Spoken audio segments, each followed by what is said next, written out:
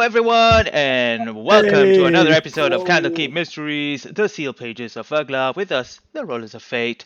I am Mo, your host for today, and as always, the Master of Voices, my co-host, Cisco Blanco. Sorry, Cisco Blanco. I think I've pointed the wrong way. Hey, Eh, thank you. and to enjoy our crappy Scottish accents once again, our wonderful players. We have Luke, we have Andy, we have Ross, and we have Lucky. Say hi, everyone. Yay. Hello. I'll uh, also say one Hello. thing in your defense, Mo and huh? Cisco. You enunciated exceptionally well. You didn't hesitate on any of that. It was the right side of corny. It was wonderfully good. Like it fits what on earth we're doing, we'll, if I'm pre- being honest. we'll prepare for more of that Oh, this session too. yeah. Unfortunately, Matt and David are still away, but we hope we get them back as soon as possible, hopefully by next week. But I'm going to leave the announcements part to Cisco. Take it away. Alrighty. All right. Welcome everyone once more. We love you being here. It's a pleasure for us as we play our Seal Pages of Verglas. For those of you who are new to the stream, please you can check us out on our Twitch right away after our bot finish, or in YouTube where you can catch up to our all episodes, including our Curses Can Strat campaign, Dining in Barovia, which airs on Sunday. So you can check that out at Rollers of Fate D&D. Otherwise, if you want to send us fan art, please do so at rollersoffatednd at gmail.com. And finally, we have a Twitter channel, which is at Fate D&D, where you can catch up our up-to-date news, D&D related news, and all sorts of stuff. So please give us a join, and please thank you for supporting our channel. Back to you, Mo. All right. Okay. Well, time to get on with the game. So let me put some music on and let us find out what mysteries shall be revealed today. Yay. Music coming on now.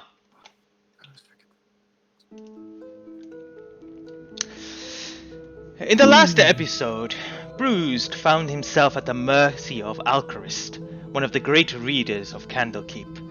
With hatred for Bruise in his eyes, he summoned a divine sword and unleashed a barrage of attacks towards him. And as Bruce found himself at the brink of unconsciousness, a magical barrier protected him, conjured by the first reader, Skoda Valanasta, who asked Alcaris to step away and leave the situation to him. Glad I thought to walk these corridors today, he said.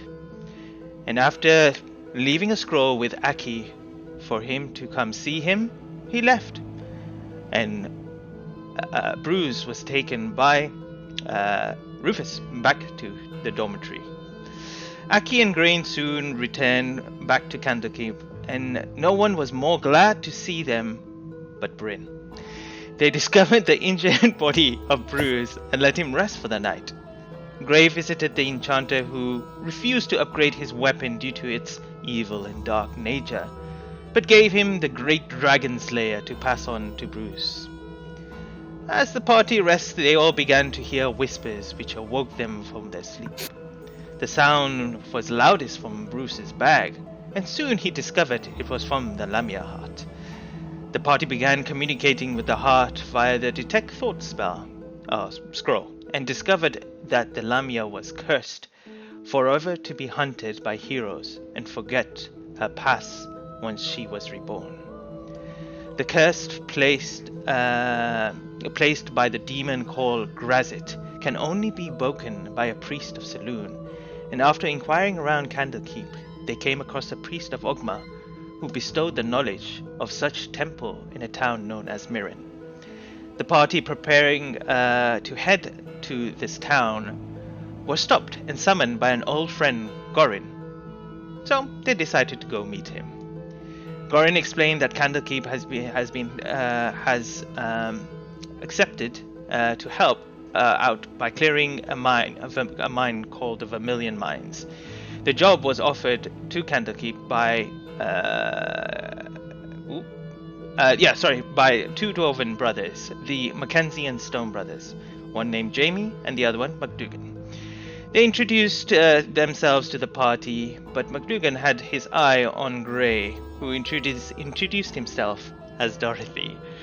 And as this escalated and the job was accepted, the party head back to their living spaces. But we start the story as Aki looks at the scroll, which begins to glow, and so does the door that they had once entered. And as they open the glowing door, it reveals a study. And as Aki, Bruce, and Bryn step into the room, we will start there.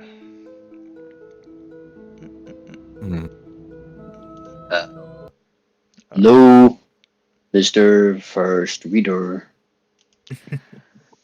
As you step into the room, first thing you see is a set of steps that lead into a study area. In the study area, it is it's like a round shape with an additional 2 stairs that kind of go on each side, going to like a third level up to the top to like a balcony area. Around this room, you see several bookcases, but they're locked, sealed by what look like mundane locks. And inside there are very, very elegant and very well looked after books. Some even look like they are very expensive with gold rims and design and calligraphy. Around the room you see you see almost like a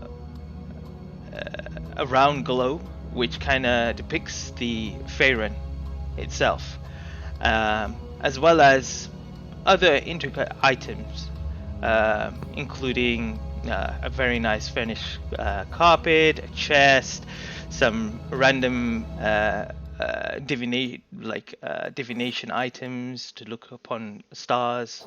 At the top, you actually see that it is an open area, and you do see the stars above like you would normally do.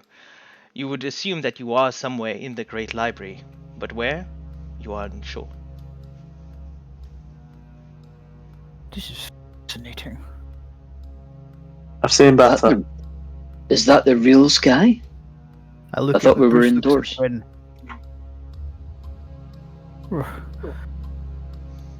Bryn. Does anybody see the First Reader? I don't. This feels like a library, and you're not meant to shout in libraries. Oh, that's true.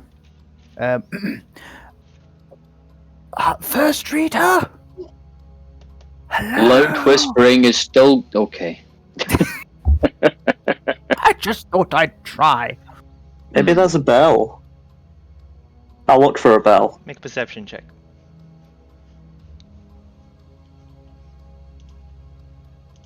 First roll of the night. Let's go. Plus Yay. 1. Setting the tone. 10. Yeah, that's about right. Yeah. Wait, what did you roll?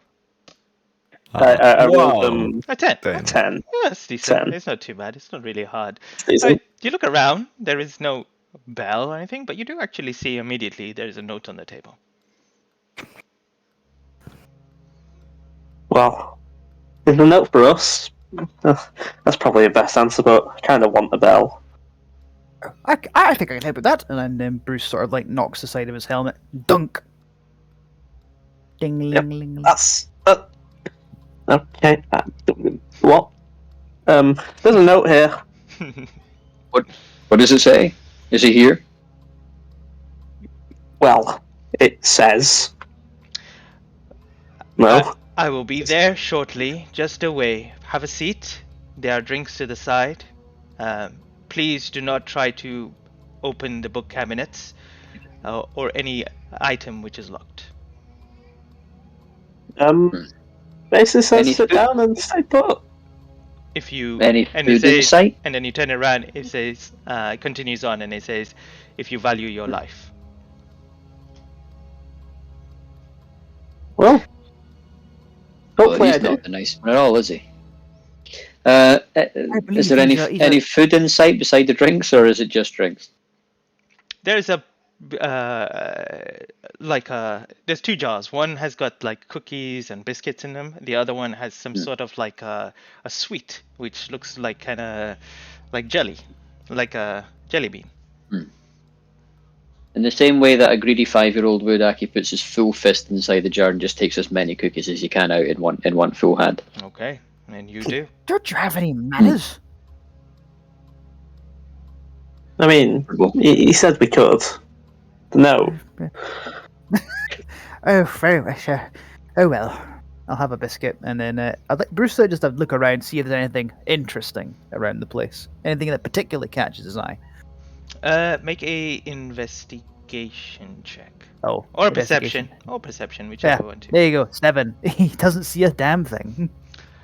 It's kind of overwhelming. In a place where not that big compared to all the other places you've seen in Academy, it's stacked with a lot of kind of well-valued items. And you are tempted to go look, but now that you've read a warning, you're maybe a bit too afraid, especially knowing the fact that this is the first reader and his warnings, and also the fact that he has also helped you just a few days ago. It was more of a look but don't touch sort of thing. It's like, oh, what looks interesting here? This is an awful. Oh my goodness me, there's an awful lot here.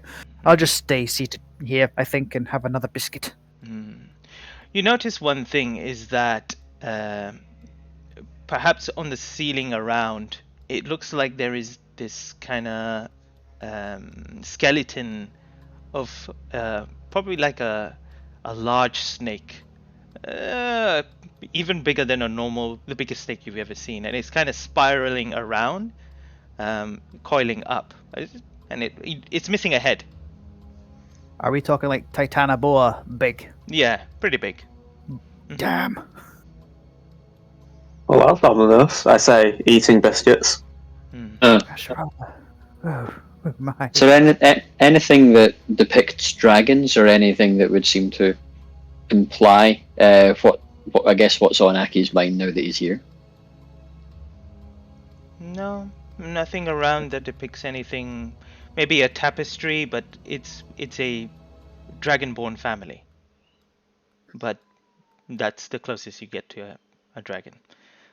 The dragonborn family has you could see they're all green scaled dragonborns, and there is a very, very short dragonborn. It's a very small picture. Green is a fine colour.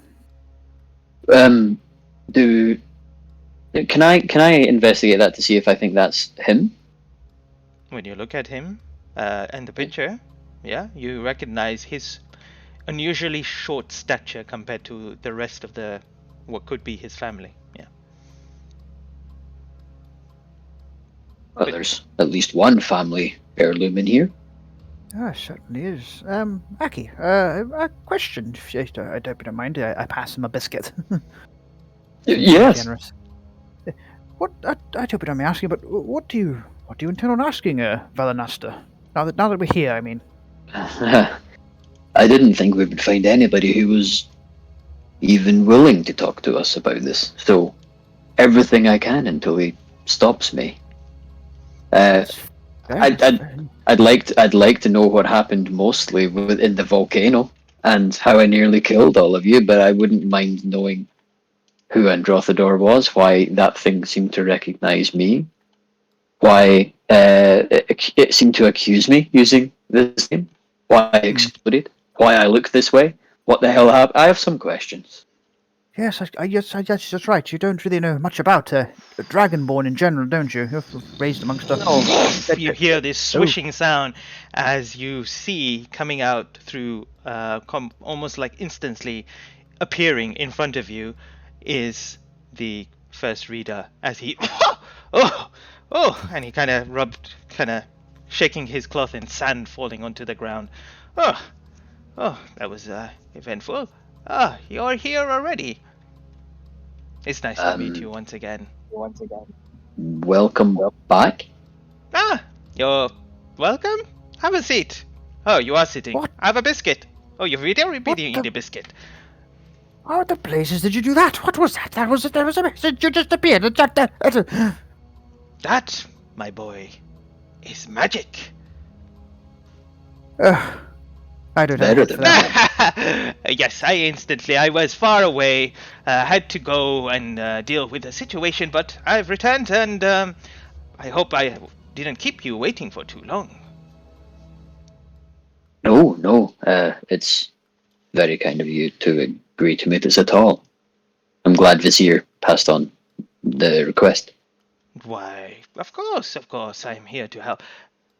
Bruce, right? Hello.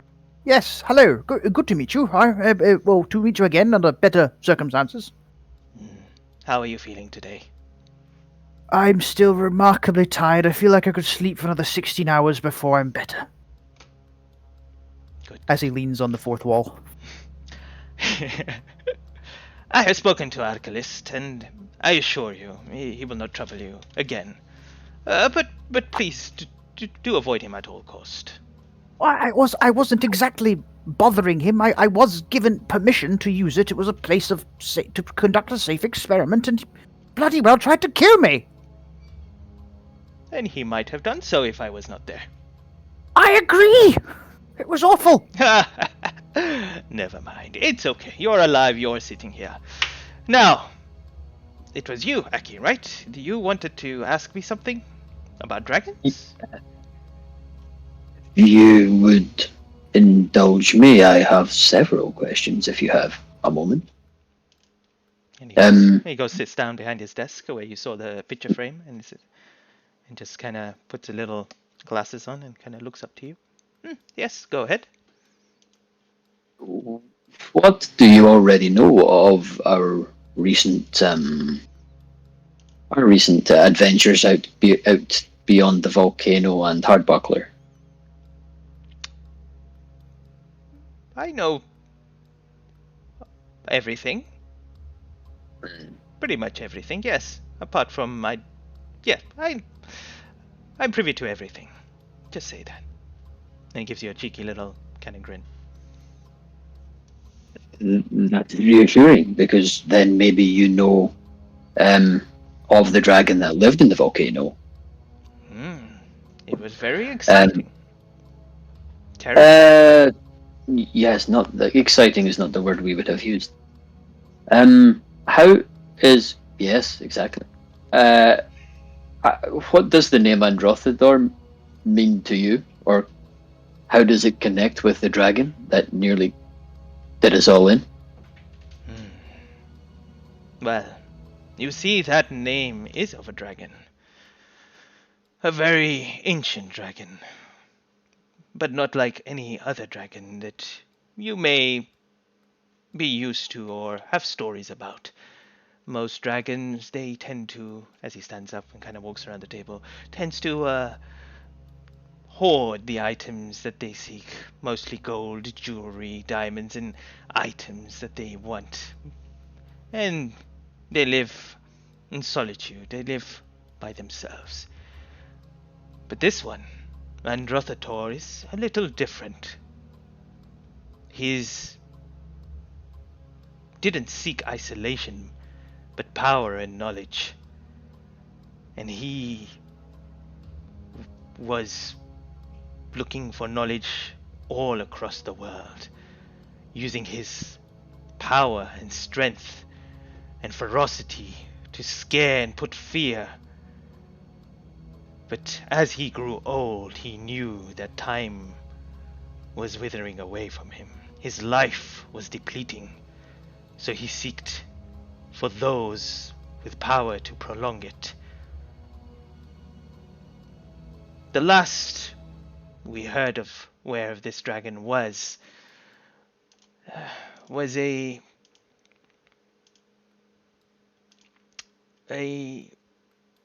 settlement, not a settlement, but an upcoming city within the desert of Anaroch, spelled Anauroch.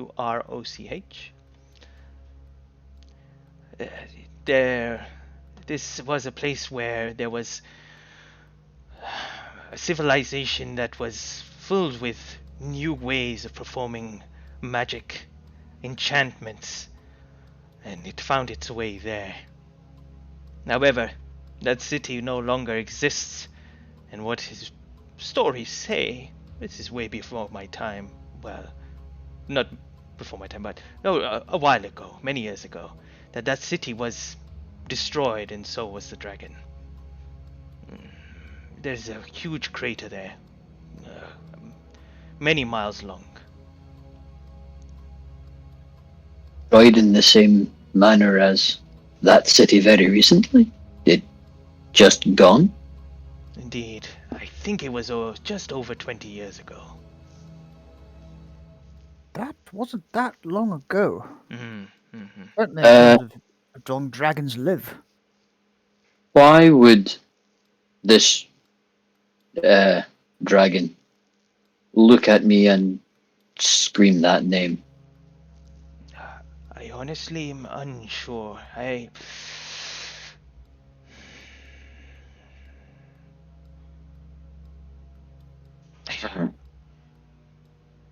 I mean, perhaps you have and red dragon ancestry within you. It sensed it. Maybe it is within your blood. I'm unsure. Would that have something to do with how I have changed? Oh, yes, you have. Since my interaction with this dragon, do you know what happened to me? You say you knew everything. You know I exploded and nearly killed all of my traveling companions. I don't have the exact answer of why it happened, but there is definitely a connection. We can look to it together if you wish. This would involve some time with yourself, perhaps speaking to the other great readers and them to be able to study you if you're willing to. The whole reason I left my caravan was to find out why I was left where I was and by whom. Well, If this helps. you could start by asking where they found you. Perhaps it could be an identification around a village or a town that might be close by. They may have more information. Do you know where your caravan is? Where they are now, uneducated guess, but not hugely. It's been some time since we discussed where they were going, Well, but I have some ideas. do you have anything from your caravan? Something that you would help me seek them out? Perhaps I could Yes, find out and then send a messenger of some yes, sort. yes. Much. Does it have to be good? Much of it is crap. Something. And he starts pulling things out of his pocket. These maps, where we were before, somebody drew them with mud on paper. They're Yeah. terrible, but they give. Would that do? It takes that. Anything else, just in case this doesn't work? My staff was given to me by my mother, halfling adoptive mother. Does that count? It certainly does. Takes that. Okay. Anything else? Ooh! It starts pulling off the kind of some of the junk rings that he thinks look very spiffy but are ultimately useless and worth nothing. It's just a few of these things we just found along the way that were people would give me because they know I like shiny things. Very good, very good. And he kind of takes that from you as well. I think I have enough for now. Leave this with me. I will seek out and send a message to the caravan and hopefully get them to Candlekeep. If they are willing to travel. I cannot tell you how much that would mean to me. I'm so looking forward to seeing them. He nods. Family is very important. Even if they are not blood. They will always look after you. Protect you. even the ones that are not here. Particularly, I find. You left Gray behind? He didn't want to come. He's a little out of sorts. He'll be okay. Very well. He kind of looks through the monocle and he says, "Be safe now on your journey. Focus. Focus. Do not let anything Do not let anything confuse you."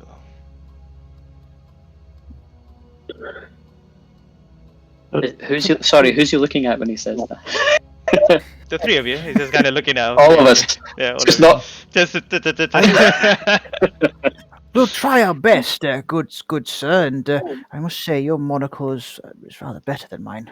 No, yeah, well, Rather monocle. spiffing condition. I don't know whether to be excited or relieved. I might be both. But thank you so much for your help. It's been a very long time since I've had any progress with this. You will learn a lot of things in Candlekeep. Please, you have done so much for us. This is only a little bit of our gratitude and reward for what you have done so far. And we hope for you to stay and do a lot more for us too.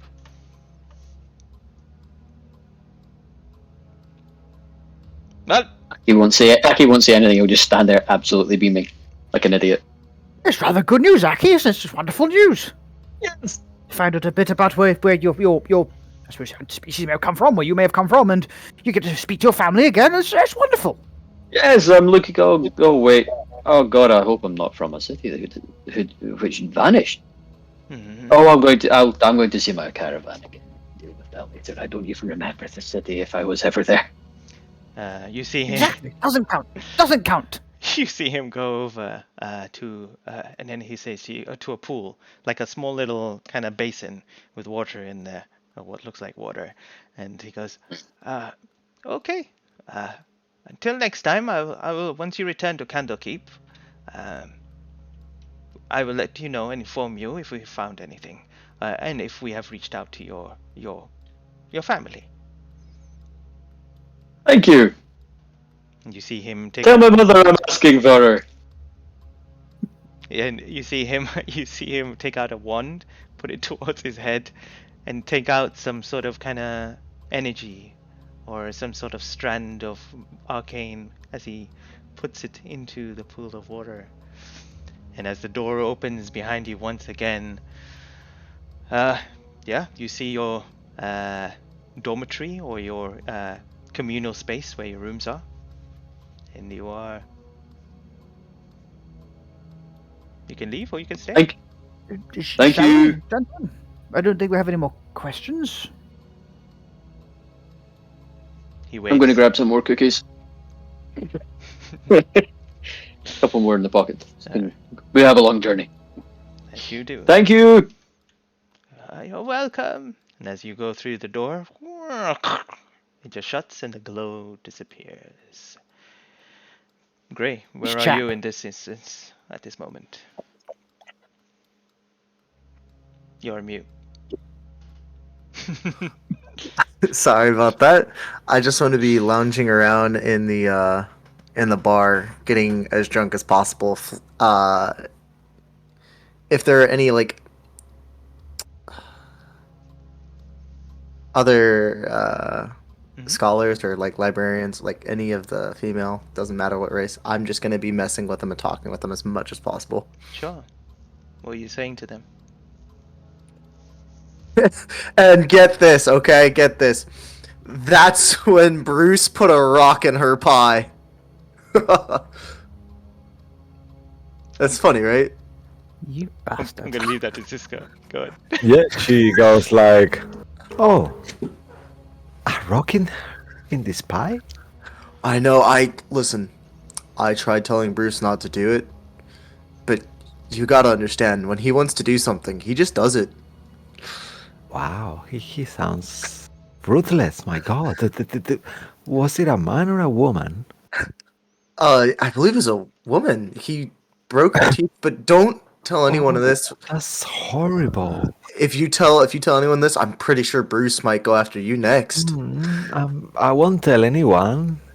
And Mm, she kind of gives you this weird kind of look, like eyes, like narrow eyes. I promise. okay. So, tell me, what's something as lovely as you doing in a place like this? Oh, well, just little bits and bobs. Cleaning books, cleaning shelves, polishing. I'm good at polishing. Hmm. So, tell me, you've been here for a while then. Polishing, What do cleaning. you mean? Do I look old? I mean, No, no. Listen, I just meant to say that maybe you're smart enough that you know this, place very oh, well. I'm very smart. Yeah. Of course you are. Of course you are. Now, is there any chance that you could probably take me on a tour someplace I've never seen before? I would love to explore the secrets of Candlekeep, and then maybe we could explore other secrets later. Curious. I like it. Make a persuasion check at advantage, because you see that she is kind of like quite infatuated by your good looks and how the story she enjoyed it. Mm. Oh, I'm gonna need that advantage. I'm gonna use an inspiration.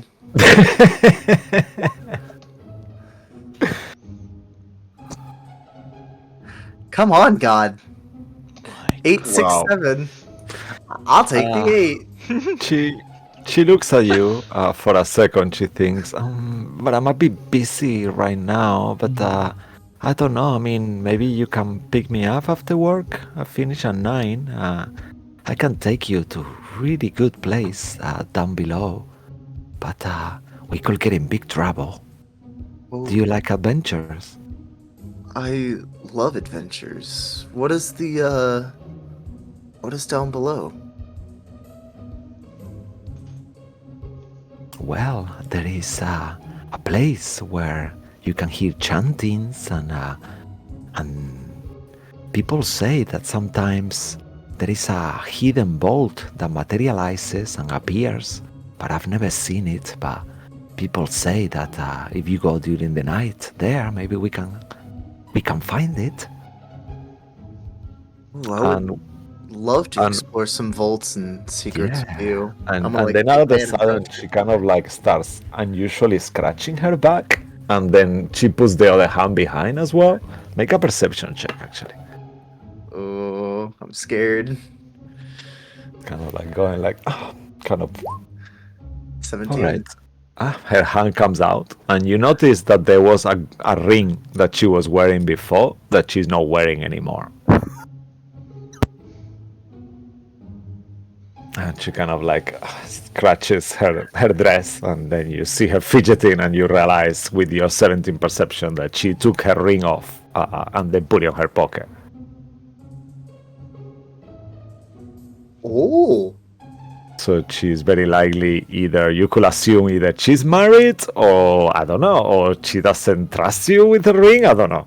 Or I guess she doesn't know you, so very I'm likely that she's assuming married. I'm assuming married. And she says, 9 o'clock here?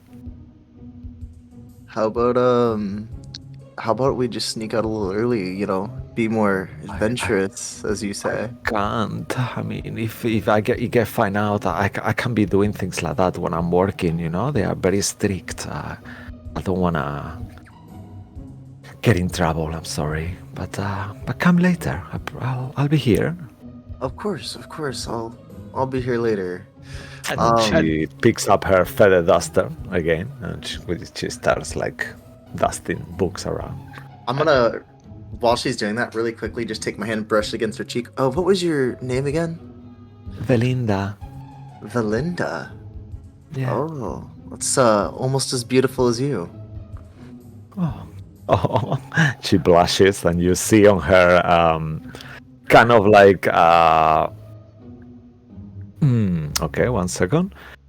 On her kind of like shimmering pale skin that as she blushes, the colors look almost like glitter, you know. And you gather her skin looks quite similar to Bryn in a way. She's got like brown hair, curly brown hair, and green eyes. Oh. I might have found Bryn's sister. Oh It's gonna god. be a great night. Well, Bryn is got blonde hair, but No, I know. Are all celestial Oh. related? What? wow. uh, And she's around 28 years old, something like that, you will gather. Like, I'm not sure how much you know about Asimar aging, but she looks pretty in her prime. At this point, you feel someone kind of barge you quite heavily from behind, and you feel almost like you got hit by some stone or a like very hard surface, and you see, as he kind of brushes past you, you see a Goliath there. He's wearing some sort of animal pelts around. He's got a scar on his face, and he's got like some tankards in his hand, and he kind of sorry, and he kind of walks past you, and he kind of sits down. Oh, she looks back. Oh, honey. Hi. How was your day? She kind of like leans on the table of the Goliath and completely like you don't exist. You are not the animal for her. You realize that her demeanor changes completely, and she's like, "Oh, you finished early today." You see him drinking a tankard, one gulp, and then he kind of looks at her, and then he just takes her into his arms.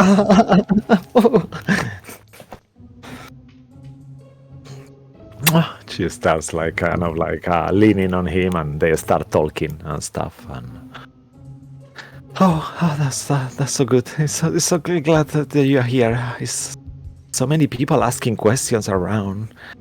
Is that so? this is gonna be a fun night. Yeah. And then she does the same gesture as you are kind of like looking from the distance. You realize that she freaks out and she realizes she doesn't have a wedding ring on. So she's like fidgeting on her pocket, like to kind of like putting it inside. Wow. Make an insight check in this whole situation. Oh, I'm so scared. Out of interest, where's the rest of the crew while this is going on? 15? Back in the dormitory. Don't worry. Well, 15. Okay, that's good enough. There's something off in this situation. You see this happening, but this Goliath seems a bit like he's playing along with the situation. Maybe she's lying to you. Maybe she doesn't know him.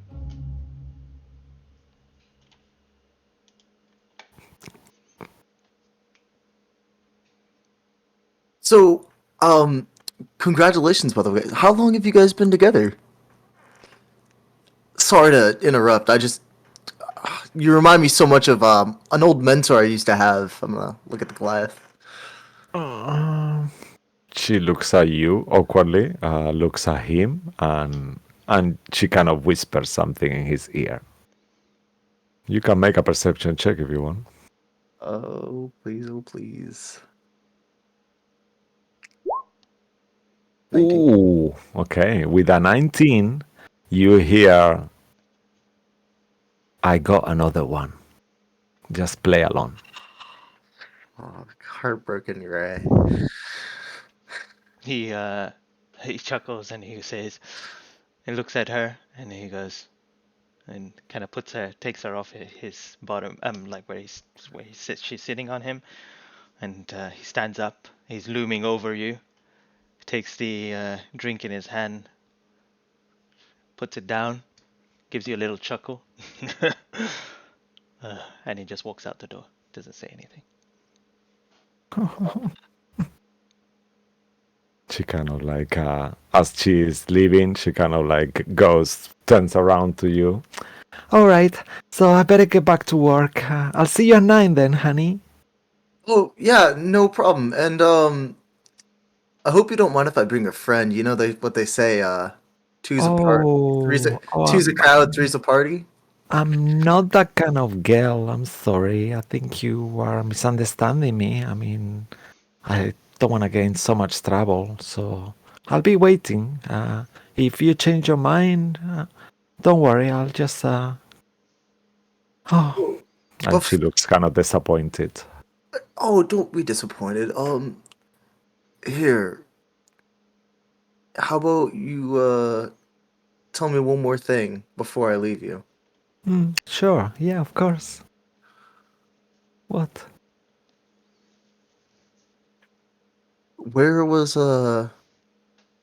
where's the secret passage anyway? The one that you're talking about. I won't go exploring without you, of course. You know. Oh, she looks at you and kind of like bites her own finger and says, "You're so cheeky. I'll see you at 9."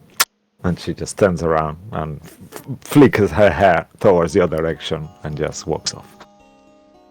I guess I'll see you at 9. It was Diane, right? She she's gone. I was gonna. Oh, the guys are gonna love this. All right. I mean, you can make a history check at advantage. Actually, you don't need to know anything. Gray will know. Belinda, she told you. Oh, I know. I was Okay. I was being rude. All right. She didn't respond, so she probably assumed that you talked to someone else or whatever. All right. Is there another like group at a table drinking anything like a bottle?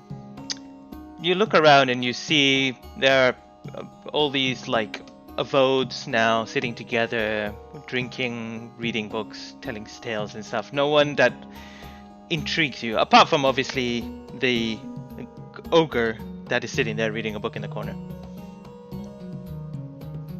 An ogre reading a book. I've seen it all. I'm just gonna walk up, take someone's like tankard, and then walk off to find my friends. All right. And as you wander around, you eventually head back to your resting place in the house of rest. And when you enter, you see the party just entering into the room. Well, they're already into the room, but as you enter through the same door, you guys turn around to see the door that you have once came from. Gray, step inside. Oh, We're gonna get used to that. I don't know if it's a door or if it's a portal or if it's. Great news! I think my caravan are coming. oh, that'd be great. I don't think I've ever seen any of your family or your caravan. No, I don't think anybody had. It's great news. I've missed them. Also, I may have been born in one other city that disappeared, so apparently this happens all the time. Does twice really count as all the time, though? Twice is 2 times. 2 times more often than I would have thought it would ever happen. Oh, that's a good point. Hey, real quick, Bryn. Do you know what time it is? No. Should I? Does anyone know what time it is? You can make Time to go to the bar. any of you. You can make either a survival check. Yeah, survival check. That will be for the time, just to figure out the sun and these kind of things. Oh, I'd surprisingly have good survival despite low wisdom. Let's see how this goes. Aki does not care. Doesn't care about a great deal of things at the moment. Too pleased with 21. himself. 21. It's pretty good. Okay. Anyone? Yeah, anyone who got higher than a 15 will know that it's around 7:30, kind of like late evening-ish. I think it's about 7:30, late evening-ish. I don't know. I'll look at the stars. Oh wow, you're really good at that. I didn't think you'd be able to tell time that well. Thank Oh, anytime, friend. Hey, anything else? Did the first reader tell you anything else? Aki, Bruce, anything interesting? Yeah, some nice biscuits. The name the dragon called me. And Androthedor, before the explosion. Apparently that was another dragon that was slightly unusual and was more interested in knowledge and power than stuff. knowledge and So the first reader seems to think guesses. Maybe there's a connection between me and this Androthedor. If I'm saying that right. Androthedor is your And- mom or dad? I gather it might be longer ago than that, but this city vanishing happened at the same time as the dragon, and it didn't happen so far away from when I was found. Okay, I have a question. Do you think your tendency to collect little shiny things and such is some kind of hoarding instinct, perhaps? I want it. I take it. It's mine. That is a little offensive. I'm sorry, I just I'm thought gonna. I should ask and rather than sit on it. I'm just gonna awkwardly not, then like. fair enough. Just kidding. I have no idea. I thought Oh, I thank God. I always didn't thought want to the eating constantly thing was more of the dragon thing. The shiny thing, I think, might just be me. Oh, I'm glad. I didn't want to hurt your feelings and that. Last thing I wish to do. Hurting one's friend's feelings is a dreadful thing to do. He glances side eyes at Grey. I'm gonna look at Bryn. Anyway, Did you say something? did anybody want to go to the bar? I'm in a very good mood, and I have up to a very small amount of coins left in my pocket. We cannot go to the bar. Nope. Oh, If you don't mind, I really wish I want to try and sleep off just a little bit of this. I just feel so bloody tired, if I'm being honest. Yeah, I think we should all hit Not the right. hay. Maybe. Except for Bryn, can I borrow you? No, but sure. I need a wingman. you choosing Grey? Yeah. Uh, You're not you. I'm not flying you like I did that gnome. That is actually a really great idea for a pickup line later. No. Just trust me. Me, you, hot date later, it's gonna go great. I don't even need you to be there, I just need you as backup in case something happens. We'll explain it later as we go. But you're coming with me, come on. Not right now, later. Later. Yeah. Remember, we do need to make Okay. our way to. Where is it we're going tomorrow? We're going to Merrin tomorrow, I believe. Yes, Marin. Yes. Marin. Going to clear out a mine, get paid to the job, and get a stake in it, perhaps, Oh. and see to other matters. I don't want to see those doors again. Oh god. Yeah, we should definitely go do that. And how much gold did they say they were offering? How much was it? I was hoping to who, negotiate the with them. dwarves? Yeah. Yes. They offered us a stake in the platinum mine. Did we ever settle on an initial cost to just clear the mine? I was hoping we could negotiate with them on the way there, to be honest. I think we said. I heard platinum and probably stopped listening. I think we said we'd charge them to clear it out, and then.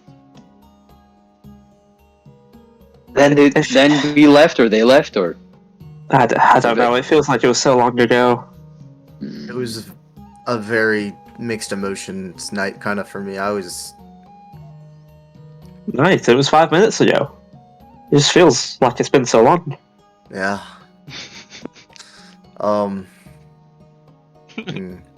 We should make sure to take note and ask them for an initial cost before we clear the mines. Well, hopefully, if we're travelling down with them, we can do so then. But I don't think they're aware I can actually speak Dwarven, so maybe have an advantage in such negotiations. Could actually be very useful, Bruce. I'm going to go and see if I can get some sleep. I'm still dreadfully tired. above game, have I had a single long rest since my misadventure? Because if this is in the evening, I've lost track of time and such. So you've taken 1 long rest, so you're down to 2 exhaustion right now. When you take a long rest tonight, you'll be down to 1 exhaustion. Sure thing. I'm going to see if I can sleep some of this off. Oh, well, sleep well, Bruce. He walks away from you. Oh. Did I do something to Bruce recently? No, he's had a hard couple of days too. It's been a lot. We're both learning quite a lot about our families and where we came from, and we were traveling for a while and came up with nothing. So it's a lot to think about. Hmm. Which is why I'm going to the bar alone if none of you are coming with me. I'm apparently needed. Right. Well, you'll know where to find me. And Aki will, Yeah. Aki will just go at that point. So whatever the next interaction is, I'm not there. Yeah. All right. Oh. Yeah, I'm gonna put my arm around Bryn and drag him off. So, how was Baldur's Gate? You know what? We're not talking about Baldur's Gate right now. We're about to go. Listen, I've got a great lead right now on a secret in Candlekeep. Really? Yeah, no, okay. I know. I haven't always been the most reliable, trustworthy, nicest, kindest. Listen, there's a lot of nouns to describe me, but we're gonna let bygones be bygones. You do know Bruce is still recovering from the last time he went secret hunting. I don't think we'd favour any better. This is better, okay? Listen, I found a date for me, and for you, maybe a mean Goliath. What? Okay, I was trying to sneak around, and I thought, what better way to do it than to ask a Mrs. or a Miss, about the secrets in Candlekeep, and I heard her whisper to a Goliath. They found another one, which I'm assuming is me, and I think they're gonna jump me later. And what better muscle to have than you? Our other muscle's kind of exhausted, so I can't really use him. So I'm second. So I'm second best. No, you're second muscle. No, that's second best tracks. Second best tracks. Fine. I'll get my axe ready. Okay, but one more thing. You're gonna have to leave behind the heavy armor because I need you to be a little more sneaky.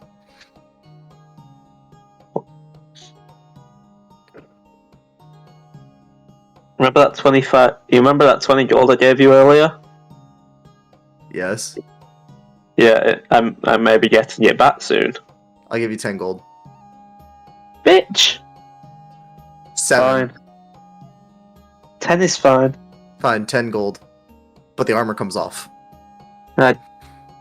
If you kill me, It'll be fine. Come on, let's go. I'm gonna sneak off with Brennan and tell him how he has to not be there, but be sneaky. So where are you exactly going? We're not going to the bar. We're just gonna walk around. I don't want to be in eyesight of Valine. Okay. Or Valinda. Yeah. Are you looking for her? She didn't hear our conversation, did she? I just want to make sure she wasn't nearby when I told Bryn. Oh no, you're nowhere near her. She's nowhere near around. This is just you two privately talking. That's fine. But where are you going now? Like, what are you doing? I'm just gonna go to my bedroom with Bryn, make a plan for later, and that's it. I didn't really think this through. Typical Grey fashion. So let me put you on the spot. It's 9 o'clock. What do you do? Are you gonna wash yourself? Actually, that's a good question. You've been all going around all day, and as you are Bryn, you can kind of realize that Gray doesn't smell the freshest.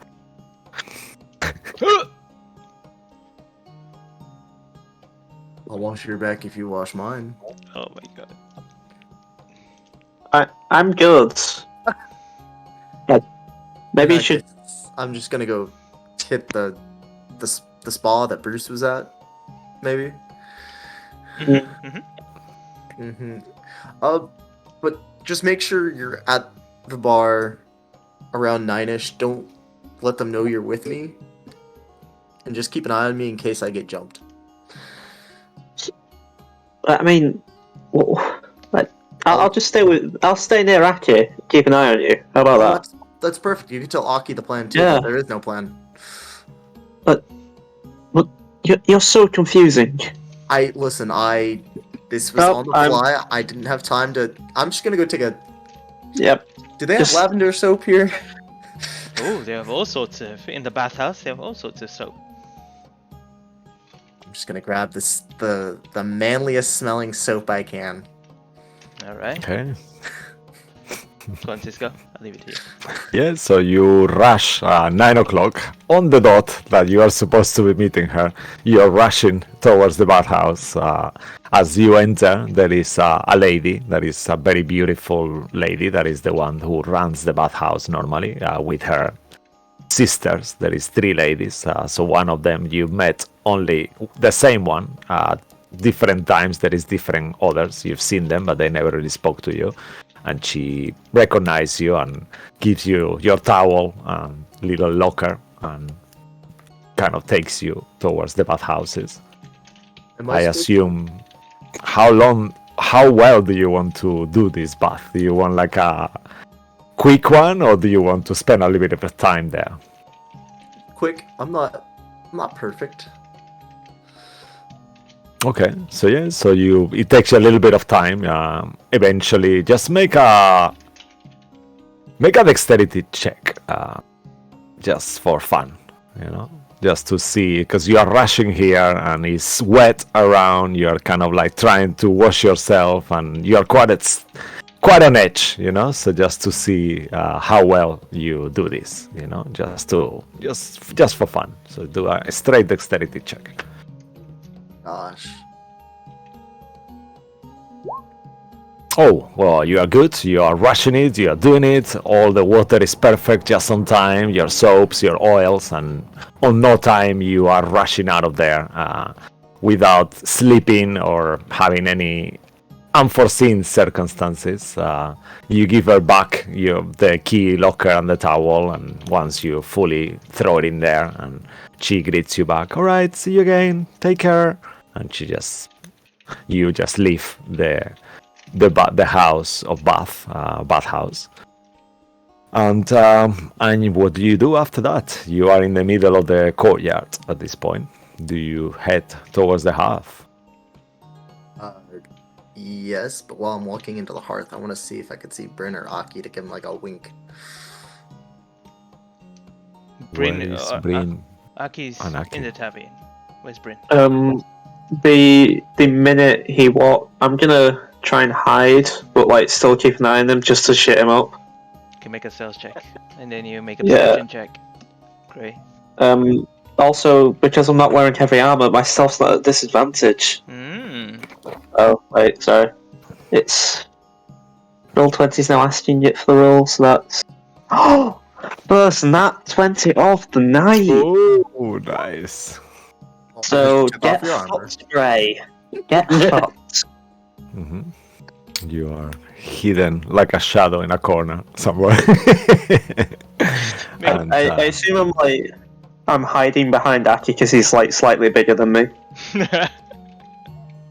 It's just both of Just you like seeing the same. perfectly, yeah, just like perfectly matching. Whenever he lifts an arm up, I lift it up too, just so I'm not seen.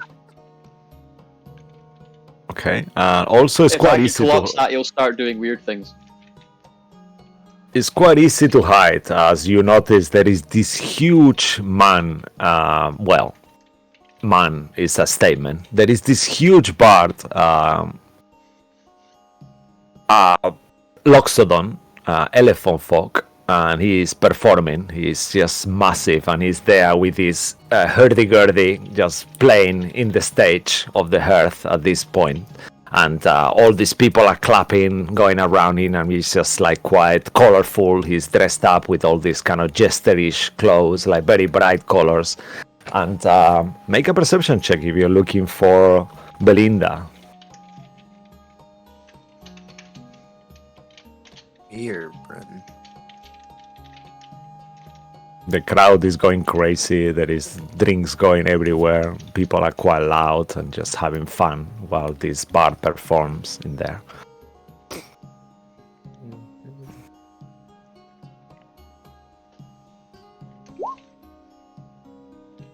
Okay. Can I burn an eye patch? Yeah, sure. I think that'll help. All right. As you look at first glance, you don't see Belinda anywhere. But as you focus close to where the bard is, you realize that there is a woman right next to the bard. And she's kind of like dancing and kind of like being quite exaggerating her moves and kind of like super close to the bard on top of the stage as well. And at this point, you realize that you are quite late, like half an hour late at least. And you realize she's just there with the bard, kind of like as the bard finished the songs, he puts his hurdy-gurdy down, and then she's just like whispering on his ear, pretty much, next to him, in a very similar manner that she was with you a couple of hours ago. Interesting. She hasn't seen you. She's far away. What do you do? I'm just gonna sit on the nearest table, kick my feet up, try to find Aki or Bryn again, like look at them, and then just stretch out really loud just to get everyone's attention. Ah, Valinda! I'm just trying to get... She is on top of the stage. You know, you will have to get much closer to her. At the moment, the music is stopped, but there is like conversations going, like patrons going around. There is girls. There is also, like always, like a few of the workers there, thereabouts, and you know, they work hard and party hard in a way, you know. So they just like there is a lot of noise around.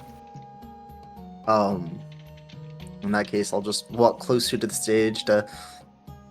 Oh, Valinda! Valinda!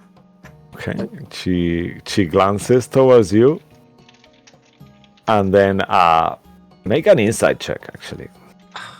No. As she glances, she looks like to you, look at the bard, the big Loxodon guy, and she just pretended she didn't see you. And she just, as you look at her, she kind of like keeps looking around and then goes back to the Loxodon and starts playing with his earring. He's got this huge kind of gold ring earring, and she's just playing with it and talking and, you know, doing her thing. 17? Yeah, you see that she ignored you. She ghosted you. I insight to see if that happens. Because I think that would be quite funny. Yeah, please go ahead. That's Oh, terrible. also, Please don't I will as well, because I assume I've told Aki the Palm. I think I've had a drink, so maybe I don't notice. Yeah, you're just like in, when you look at her, there is like someone just passes, you know, and then you miss that second. But Bryn, from your location, you can clearly see that for a second her eyes kind of got surprised, but she just kept looking. I'll let Aki know. I think she's ignoring him. So as not Really? to look bad in front of the boys. We should keep an eye on this. No! Aki's 6'8". Will stand up, turn right around, and just go, "Great! Come and sit with us!" Having been a lot closer to the stage, because it was music. Do I know you guys? My name's Straight. No drinks for you. Sit back down. Damn it, why is she ignoring me? I In that case, At this point, you realize that as the bard is gonna start performing his next song with the flute, she's sitting on his lap, and then she moves on his lap and kind of like goes to the side, arms crossed, kind of like quite close, and the bard now changes instrument and starts with a flute, and then you realize that even though if you wanted to speak to her, this would be the time, because now it's easier for you. You could move across the stage and she won't be able to move anywhere, you know? The Loxodon is in one side, the band, and then she's on the corner, you know? So you could stealthily going around there if you wanted to.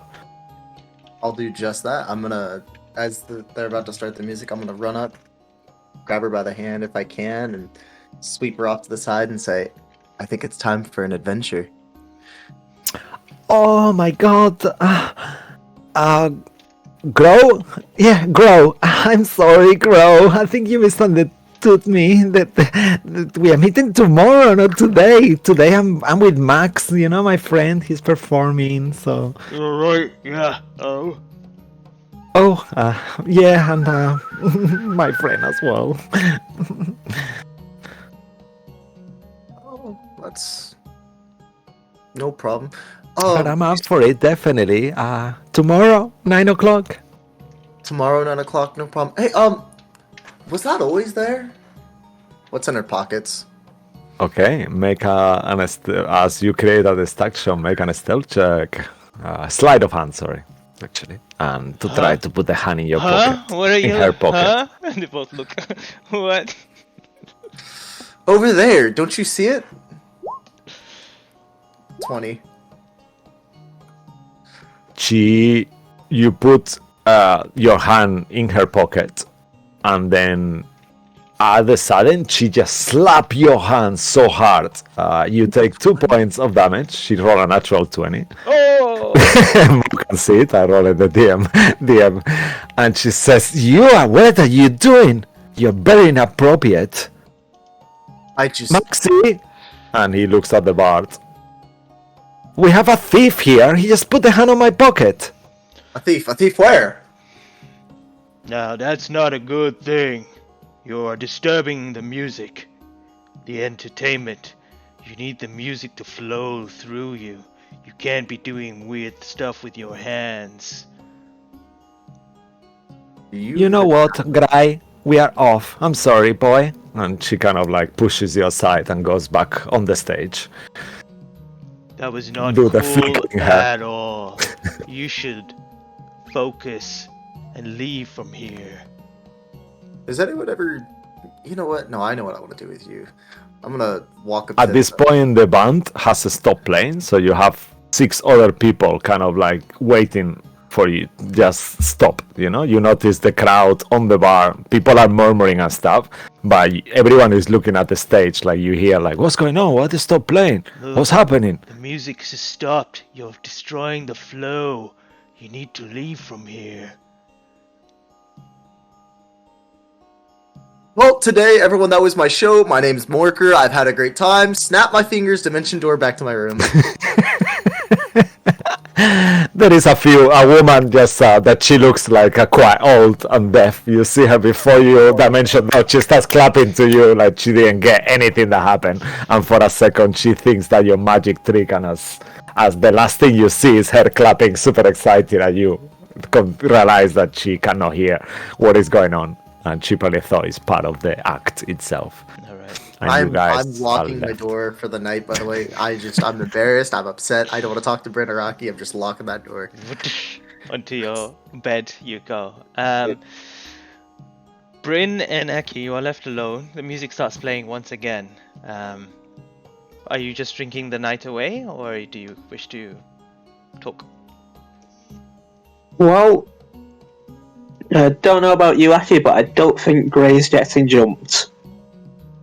So I think Is that what he thought was going to happen? he thought a Goliath was going to jump him. To be honest, I didn't really understand his plan. I don't understand why he's asking you to take armor off if that's what he thinks is going to happen. He thought Terrible plan. Yeah, he thought I'd be more protective of him. Maybe also a bit stealthier. I can see the second part. You do sound a little pots and pans sometimes. Sometimes. Anyway, well, with that, don't think I'm needed, so I will see you tomorrow morning. Have fun. Bye. I'm going to just take 5 gold off my own inventory because Aki's going to get pretty blind drunk.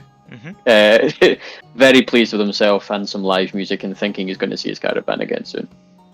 Alright, and as you all rest for the night, Bruce recovering from his exhaustion, Aki from his excitement, Bryn to just rest from what has just inspired, and Aki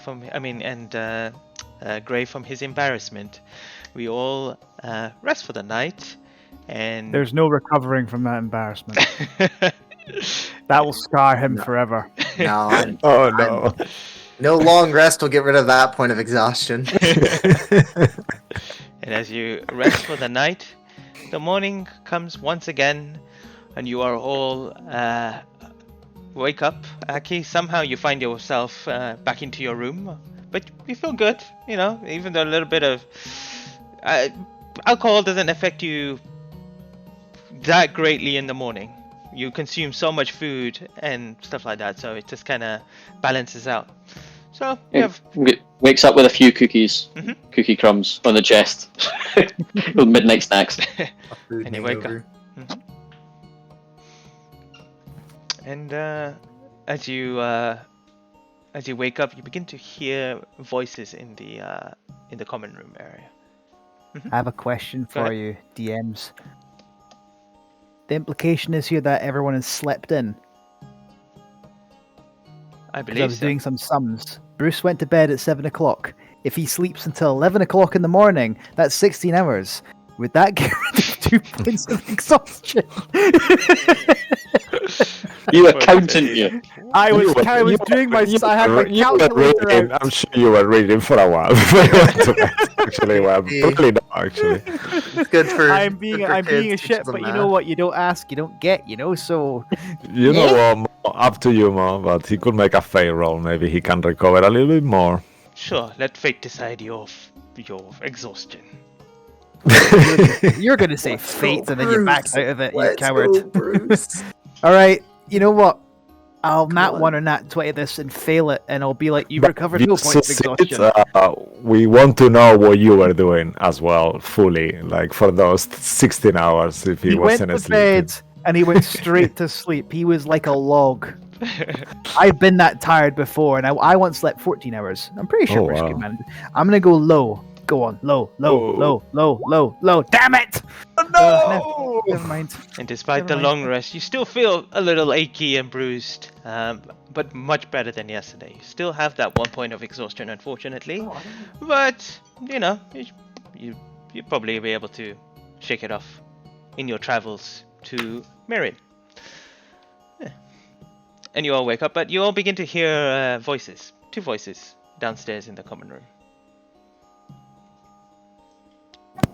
Oh, good morning, everybody, and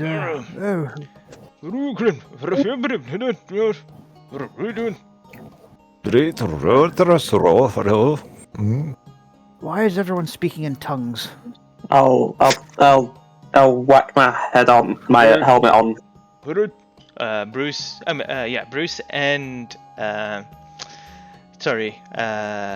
Bryn, you both are speaking to understand the language. It is Dwarfish, and you hear them. What is taking? Not Scottish underwater. There- For a second, I thought it was someone doing an impression of Gallic. Like you see on BBC here on BBC Alba. You hear him say, "I'm not sure what's taking them so long, McDougan." Yeah, these non-dwarven people, they're not like us. They just, I don't know what they do. Some fancy things in the morning, and they starts laughing. I'm surprised they live for a very short time and they still want to sleep for so long. Oh, I know. They don't know what they are missing out. And you see that at this point, McDougan, he's kind of like braiding his beard in a different way, so it's got like an intricate braiding that looks like almost like a old lady's blanket, like one of those super old, like it's got like different, like maybe 8 different little ponytails at the end of the braids, and got rings, and he has like really changed his appearance, ready for the travel. Yeah, Bruce will walk over to them, not acknowledging he understood them, and sit down. Good morning, gentlemen. Ooh. Good morning. Morning. Are you ready? I suppose as ready as I'll ever be, waiting on everyone else. Bryn, come sit down. Sure, why not? Oh, alright. Oh, I'm not sure how you normally do it, but as part of the job, we have supplies for all of you. We have rations, and but you have to provide your own water. We cannot carry the water. Oh, Bob, I don't think. Water won't be a problem. I've a knack for finding such things. Even the rations, actually. Yeah, we got the rations. They're a bit of dwarven bread and different things, meats and things like smoked meats. And I hope. Do any of you have any non-dwarven dietary requirements, if you know what I mean? And he starts laughing, like mocking the fact that people who are not dwarves might not like certain foods. Anything. I believe I'll be all right. And my dragonborn friend, he eats mostly anything. Really, he eats like a dragon. How is Dorothy this morning? I haven't seen her yet. She's better. She accidentally caused herself to look like one of the other teammates. It's better now. Oh, no one is perfect. She's beautiful though. but You may meet who she turned into though, by accident. What do you mean? Well, she copied someone else's face. It's a whole thing.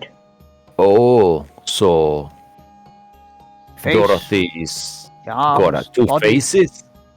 I don't know.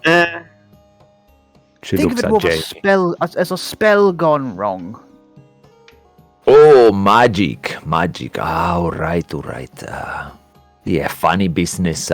Not interested in magic myself. is Aki there? Are you coming down? Akio stumbled down the stairs and missed the last step. He would try and catch himself in the quarterstaff, which he no longer has. So he's trying to use the raven one, which is too short, and just kind of into the room. Yeah. Oh, Alright. Morning. Good morning. Seems It's still like morning. somebody's had a good night, huh? Yeah. Oh my head. You gotta be alright for the travel. Yeah. I'm happier out there than I am in here. to our just to touch base. Our main, actually, let's wait for Dorothy before we discuss the plan. Will one of you laddies let her know that we are ready to start talking about the plan? To just get she's doing lady things, but I'll go knock on her door and let her know what we're planning. She might still be indisposed. It's not been quite the same since we came back from our last escapades. oh, poor lass. Right. So walk through and sort of just like Are knock on her door. Are you going to Gray's door or are you going to Dorothy's door?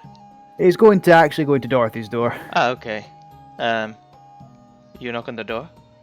Just knocks on the door. Says, Dorothy, my dear, I understand you may still be somewhat indisposed. We'll be travelling down to a town called Merrin. If you're feeling up to it, would you join us today, or will you be catching up with us? Dorothy? Yes. Then you hear after a little while, yeah? You just hear say yes. Is that yes to join us later, or yes to right now? Can you leave me alone, please? Oh, certainly. My apologies. And you'll walk away. and he'll rejoin the crew. Well, he'll sort of like on Gray's door. Gray, get up, we're leaving. And I'm not going. okay, and he keeps on walking. I'm gonna slam my door open. Fuck you! I'll follow him. All right, as you all get back downstairs, and you sit around. Just storm in. The first thing Aki turns around, looks at. I don't remember who you are. Worst joke ever in the morning. Still too hungover to make a good one. You see Jamie nudges Dugan and points towards Gray. Oh, Dorothy. Good morning, my bonny lass. You're right this morning. No, this is Gray. I'm Gray. Yeah. Oh. Hi. Oh, should I call you Gray or Dorothy then? Call me Gray, please. But that's not very ladylike. I prefer Dorothy, to be honest with you. Will you be alright if I call you Dorothy? But I'm not. Did they not explain? Bryn, I thought you told them that Dorothy got turned into I did. Listen, does Dorothy speak, and I'm gonna speak in Elvish? Does Dorothy sound like this? You guys don't like Elvish people. Come on. I mean, there's nothing wrong with an elvish woman. I tell you, they're very beautiful. Sirs, this is Gray. It's not Dorothy. Dorothy's the other one, and actually a woman. This is a male called Gray. Jamie? He just says something in Dwarvish. And he says, Oh.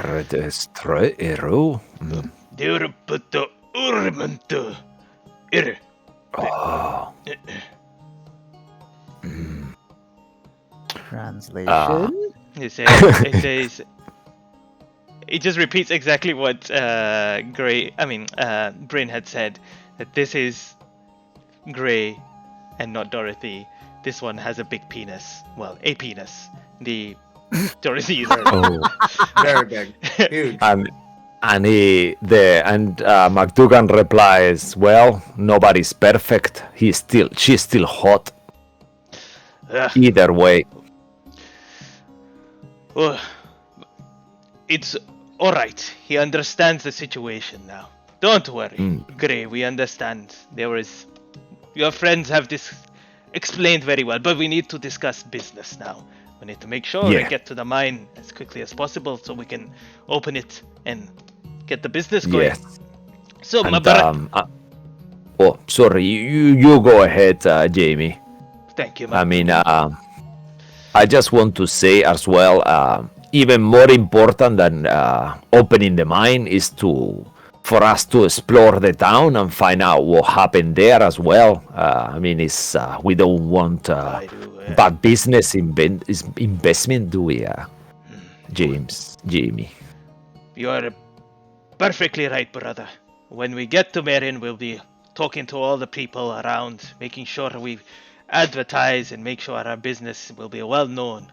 While that is happening, we're hoping that you could just go to the mines, quickly check it out, get rid of any pest problems that anything that may be blocking the paths to whatever had happened there once before, and then just get back to us, and then we'll hopefully open the mine from there. Now, we need to discuss, obviously, the coin and the purse of this request that we have.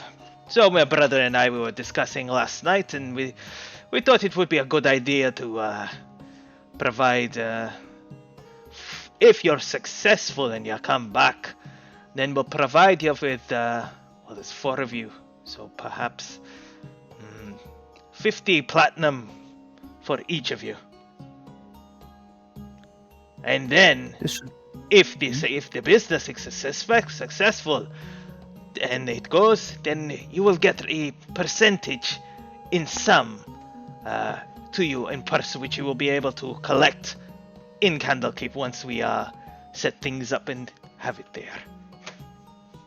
What size of percentage would you intend on providing us, sirs?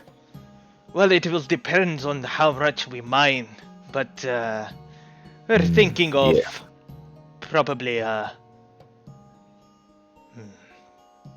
point. There's a 0.5%. Yeah. That's 0.5. yeah, that's and he specifies the brother. See, that means 0.5. Yeah. That's a I lot. see. A lot of what? Well, That's- or platinum, whatever we find there, platinum, hopefully. How much do you expect to find there? Oh, How big well, a mine is this? that mine it was the most successful one.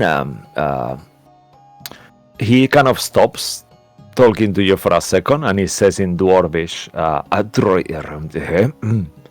to Jamie. And you understand, whoever of you speak Dwarvish will understand that he said, should we tell them about the book? To Jamie. What book? You understand, my brother? Oh, well. Aye. Well, Oh, one of you, many underst- talents. you understand me? All right. I guess I have to tell you now. And he's just start laughing like all silly. I forgot. I really forgot about the book as well. Yes. While we've been here in this amazing library, we are speaking to some of the about Jantons, and we've been investigating as well with our friend, our half-in Flynn, and we found this book.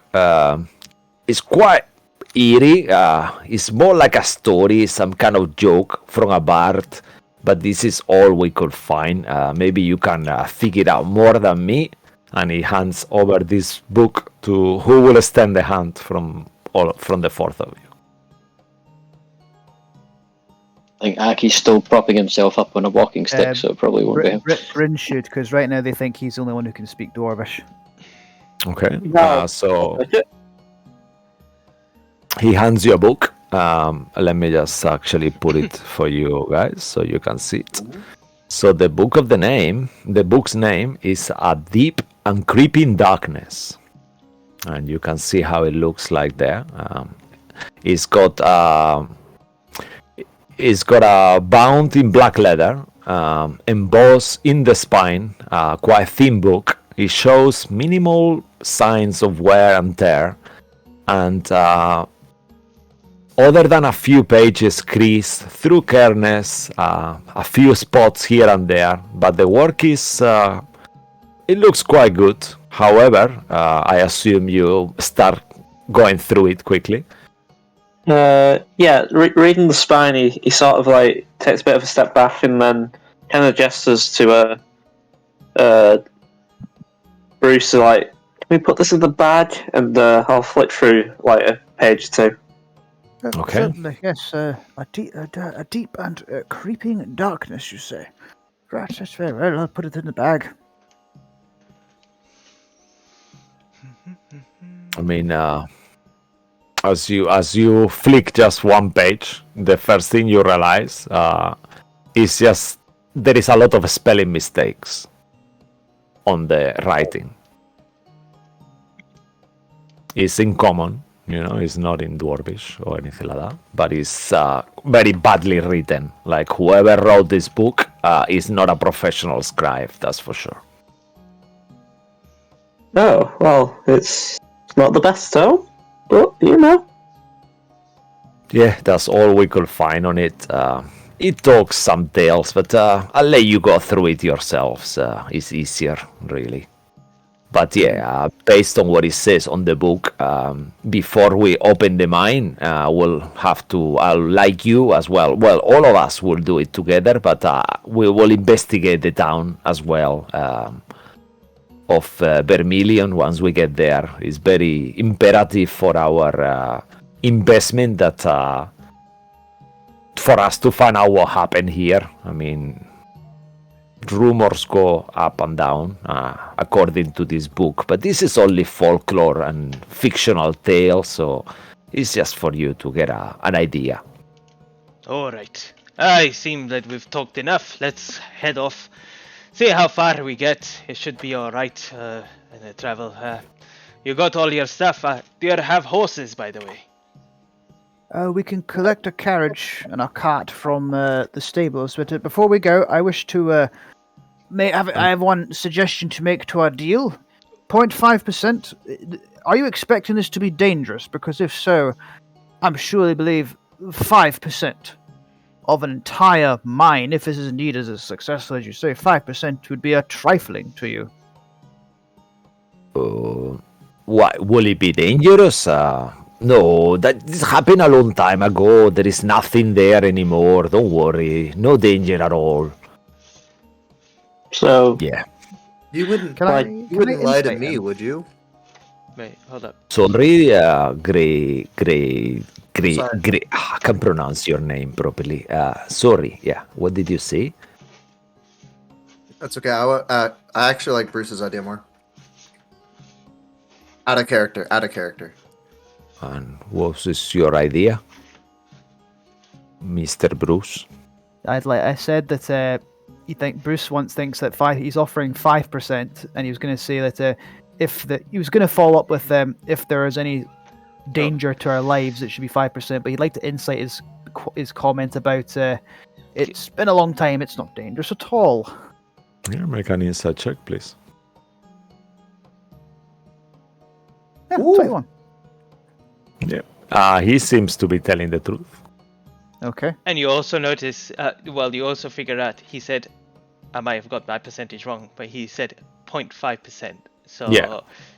0.5, yeah. Yeah, and Bruce is going quite high deliberately. That's why he said 5%.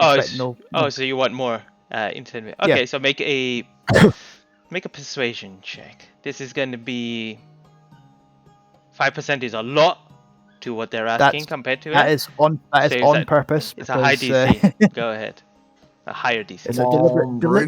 It's a deliberate tactic to see if they'll go higher than 0.5 anyway. So All right. persuasion. 5. Ooh. Oh, the irony. Yeah. He goes, I mean, that's 5. Surely that's fate. That's I a mean, nat it's 20. not. Like I said, it's not dangerous. I think we all can agree that 0.5 is more than enough. Yeah, You're at gonna least be once. rich one day. his ones are a cheeky one, huh? You're looking for a I know. I am telling you, the 0.5% will be, like my brother said, more than enough. Trust Yeah, us. also, yes. Also, you will not be needing a carriage for this mission. We are.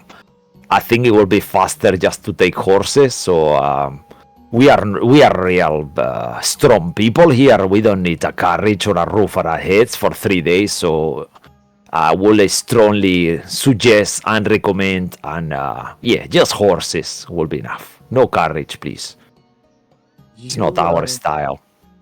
You aren't lying when you said it's not dangerous, right? And I'm gonna get close to the guy that has a. Oh, Dorothy, please don't get close to me. I don't know what I mean. Gray. It's not a good idea. And you see that he's quite unsettled by you being so close. Listen. Told you before, we don't know what's there. You need you guys to investigate what's there and get rid of it. We've been recommended from the Candlekeep, so we're asking you to see and check it out. I'm sure there will be nothing anyway. There's nothing to worry about. I mean, if you don't want to do it, you can just tell us now. We'll look for other people to do this. But No, I No, think we'll we're do doing it. Yeah, we'll take it. very well There's a then. lot of. Yes, that's good. We are on the same, all on the same page then, are we? All right. Yes, and we I are believe our two we other are stopping by Merin on the way. Yeah, we that need right? to. Yeah, we have to speak. Apparently, he actually on the back of the book there is a little note there. Speaks about Merin being the closest town to Vermilion and all these things. So apparently there is some people that used to live there that now live in Merin. So we have Lukas is our point of contact in Merin before. So we'll be going there first and then making. It's only a day travel from Merin to Vermilion. So. All right. Well, that's Let's settled. go then. Let's go. You get up and you leave from the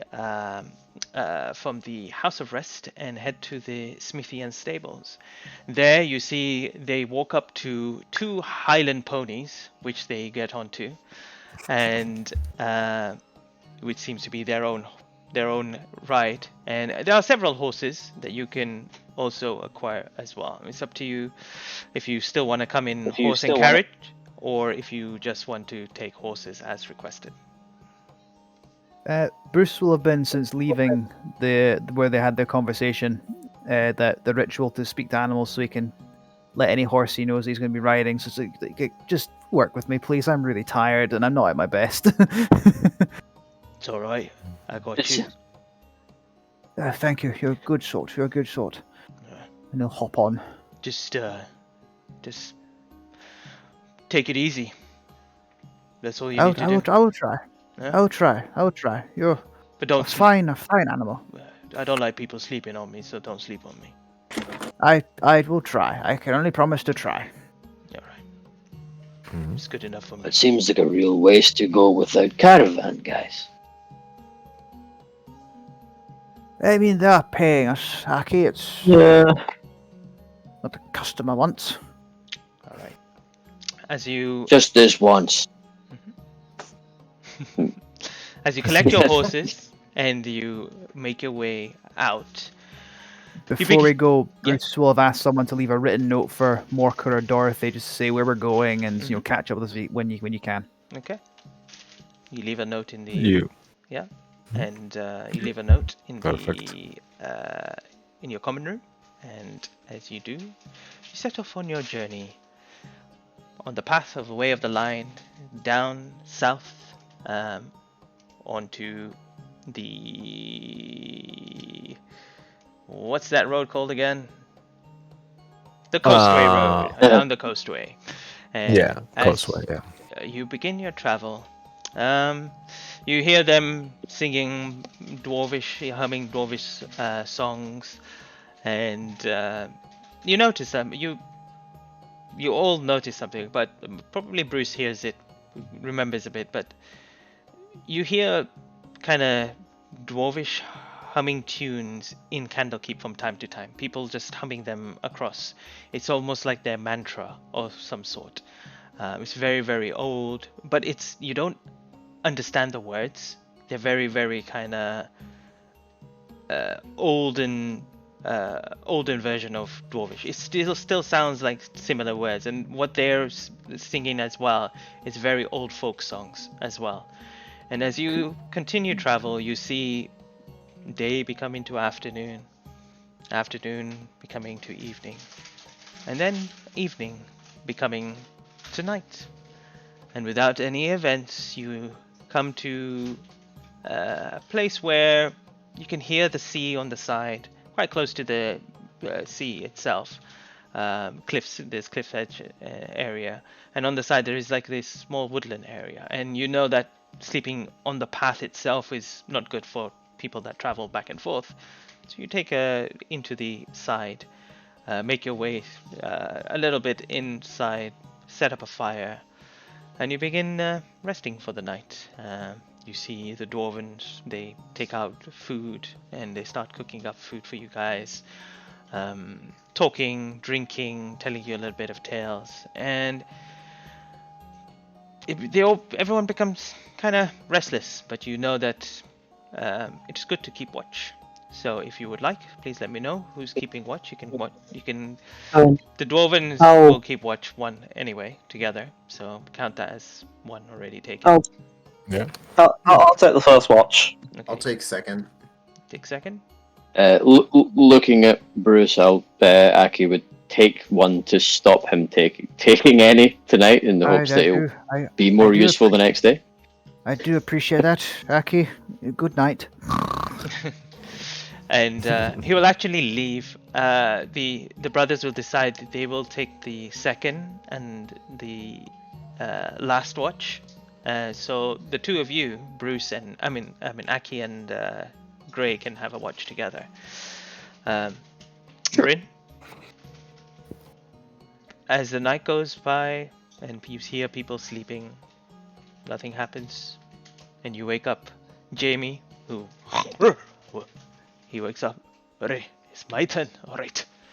Yep. Alright, lad, have a sleep. Sits up. And time just kind of quickly goes by, and then all of a sudden it's Gray and Aki's turn to take watch as Jamie wakes you two up.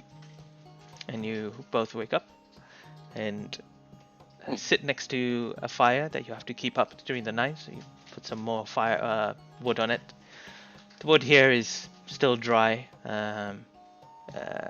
It hasn't rained for a few days, so it burns quite easily. And you stoke the fire and it becomes a bit bigger, keeping you all warm. And you sit around. Is there anything you two want to discuss, or say anything? I think Aki would turn, in light of what's happened recently, to Gray, and ask, "Do you know why I like? Have I told you why I like caravans as much as I do, Odebre?"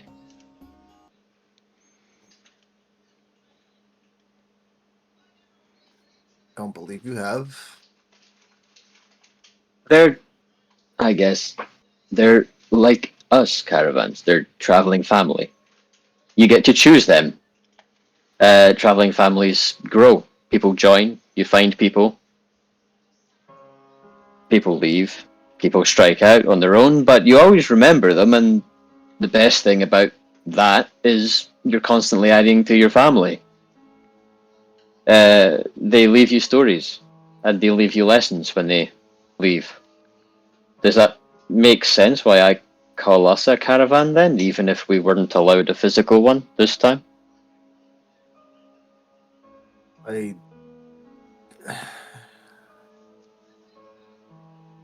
guess I understand why you call us a caravan, but to me this is just work right now.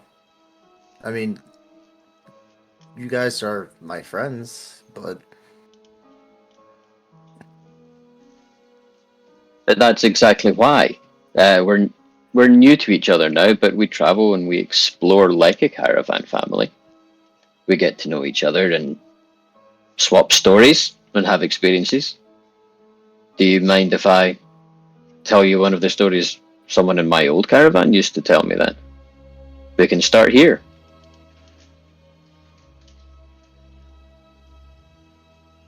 why not? I'll amuse you. I'll listen to your story, and I'm gonna take a stick and just try to stoke the fire a little bit. We once found I guess you would call him, hermit on the way out of a big city. He was a little mad, even for us. But the locals were making his life difficult, and we can recognize that when we see it, so we asked him to come with us. Months later, and after a few, I guess, conversations like this one round a fire, I got this story out of him about why he ended up living alone under a boulder. He was a merchant, halfway successful. Met a woman on business, married her, had a daughter, started making a little money to support the family, traveling a lot to the next big city market. He was naive to the open road, when he was trying to make a little more money for the family. So the first time he was pillaged and left with nothing, he thought it was on him.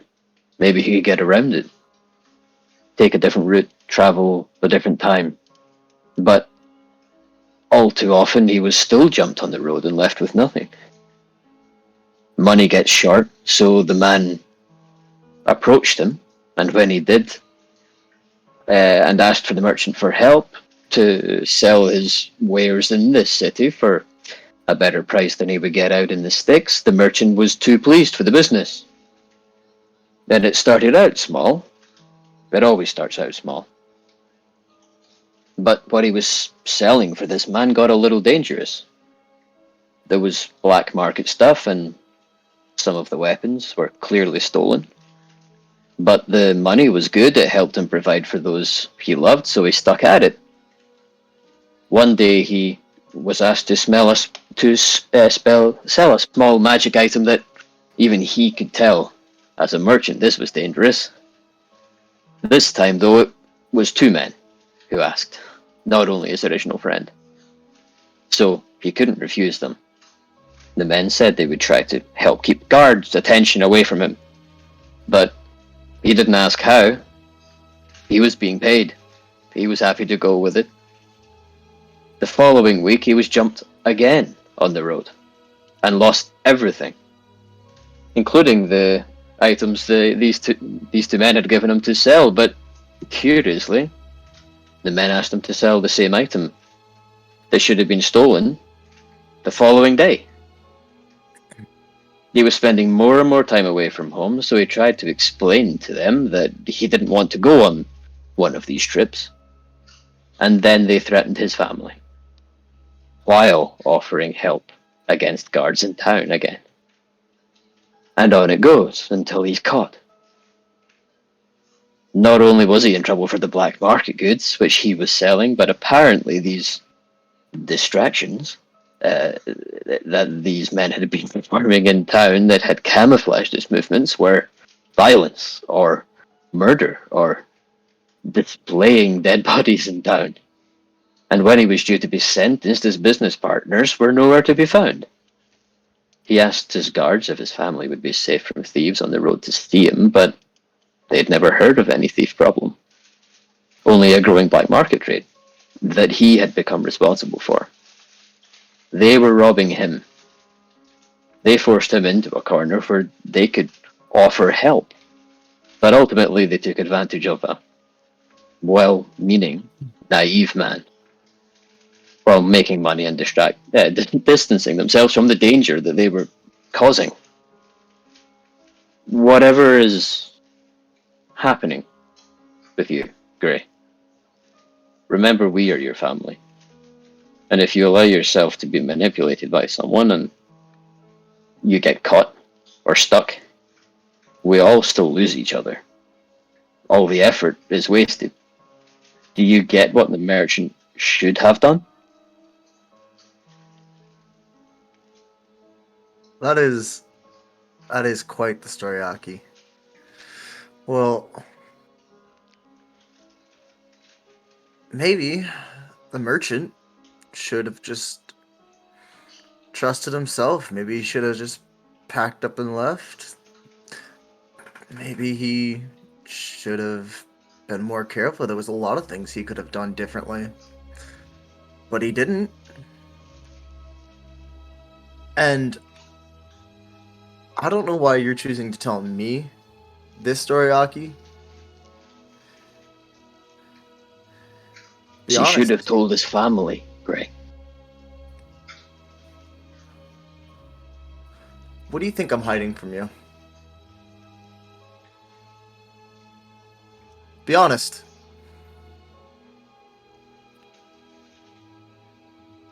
Something is different, and has been since you asked me to sew a particular insignia in your cape. And maybe family would have sewn it for you. But it makes me worried about you, Gray. You have nothing to worry about. I'm stronger. I'm better off. I've got more gold than I know what to do with right now than I ever did when I used to work at that church. I don't care if they remember who I am. So did the merchant. I'm not the merchant, am I? I hope you don't become him either. But you're not alone, and he made the mistake of forgetting that he wasn't either. You are right about one thing, Aki. I'm gonna look at my arm again. I'm not alone. It was a good story, Aki. Should keep telling them. Have a good night.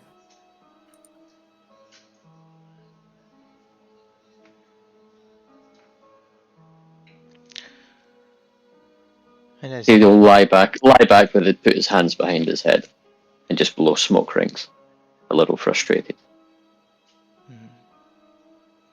And Gray, as you go ahead and stoke the fire once again, you see the flames flicker. And as they do, everything goes dark. Aki, everything goes dark around you. You look around, it's total darkness. You don't see trees, sand, no fire. The fire's gone as well. And you begin to hear footsteps. And as you do, we'll go on a break right here. That was amazing. Yep. Don't go anywhere, guys. We will be back shortly. Thanks for watching. We'll pick up there as you hear the creeping. Just to add there quickly, the sounds that you hear don't sound like normal footsteps. That's for sure. They Do almost we crack. need to roll They initiative? You will Am see I still later. exhausted? Crack. You sound like bones cracking almost, like. Maybe Bruce took the fastest long rest we'll ever see. Yep. Stay tuned. Find out. I am being a shit about it, I must admit. Yep. It's fine. Awesome. All right. Don't go anywhere. We'll be right back. See you in a bit. Yeah. See you in a bit. Cat on my-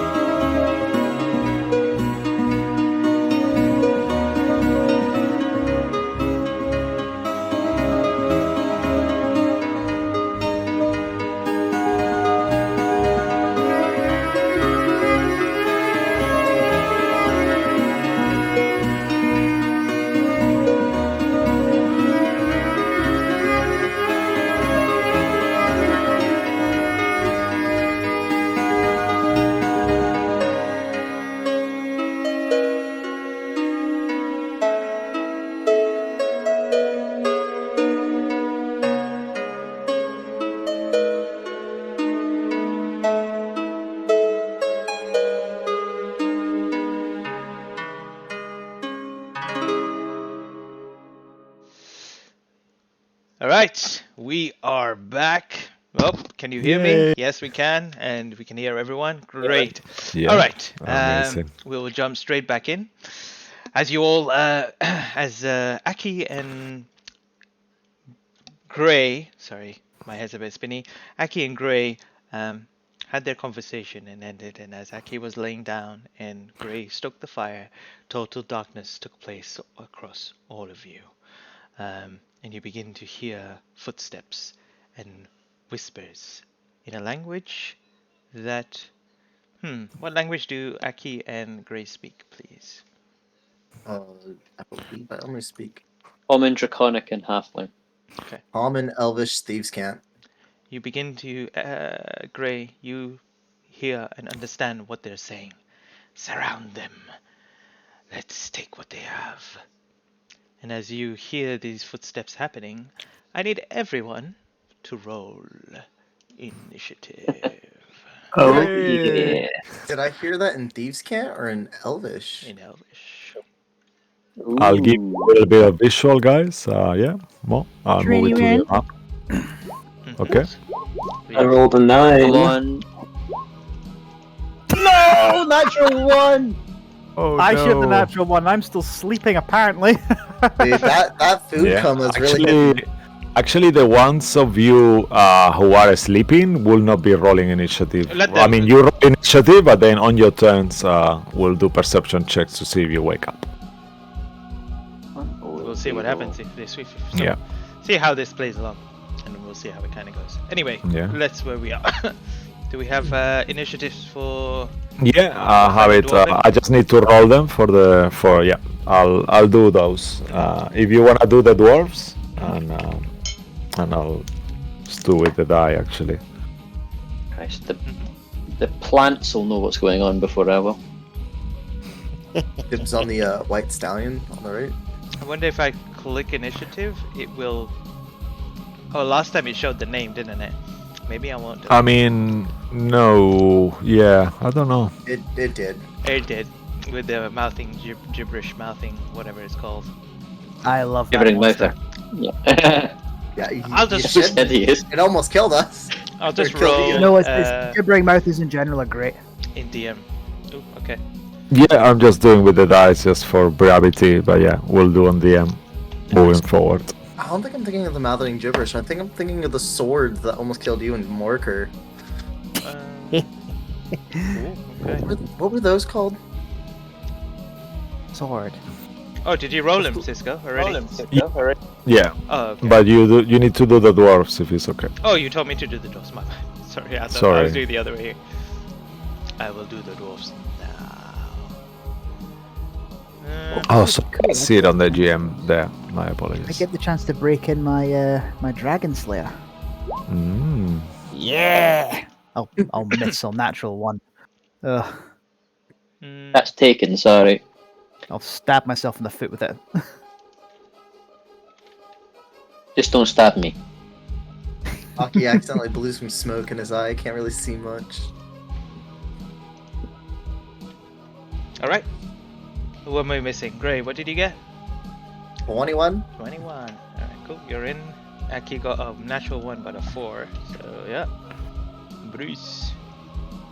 Wait. Okay, Bruce. I got 21 as well, but Gray's got better dexterity, so put him ahead of me. Got you. And Prince already in there. Mm. Alright, I'll also sort it out in descending order. And you want Bruce to go second. That has happened. Alright. Alright, so first up, Gray. You begin hearing sounds, but you don't see anyone in this total darkness. What do you do?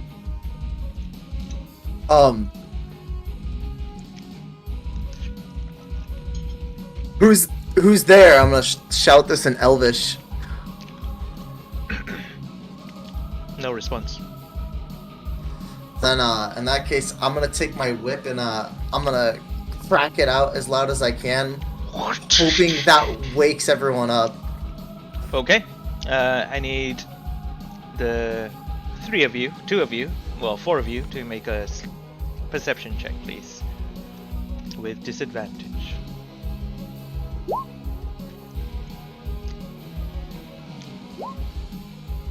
Heavy sleeper. 13. Pull out the earplugs, Bryn. I'll just roll for McDougan and the other two. Yeah, okay. Okay. Can't get over that name. McDougan. Okay. Alright. Everyone apart from Bryn wakes up. What? We're under attack. Do I have an action or a bonus action? Which one do I have? Because I cracked the whip. Yeah, it's a free action. You still have Yeah, to- that will be a free action. Yeah. In that case, then, I'm just gonna take a piece of the campfire, the biggest piece of wood I can see, and I'm gonna throw it out. You cannot see, unfortunately. You see nothing. Yep. Oh, the campfire's out. Oh, Well, You just, as you look around, you see you've gone blind, pretty much. You are in pitch black darkness. You don't see yourself. You don't see anything. It's just black. All you see is like if your eyes were closed. oh. In that case, I'm going to.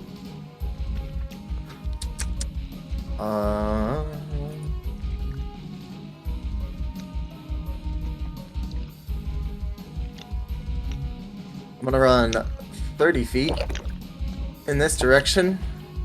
Okay. 5, 10, 15, 20, 25. Just move a square by a square, please. Okay. 5, 10, 15, 20, 25,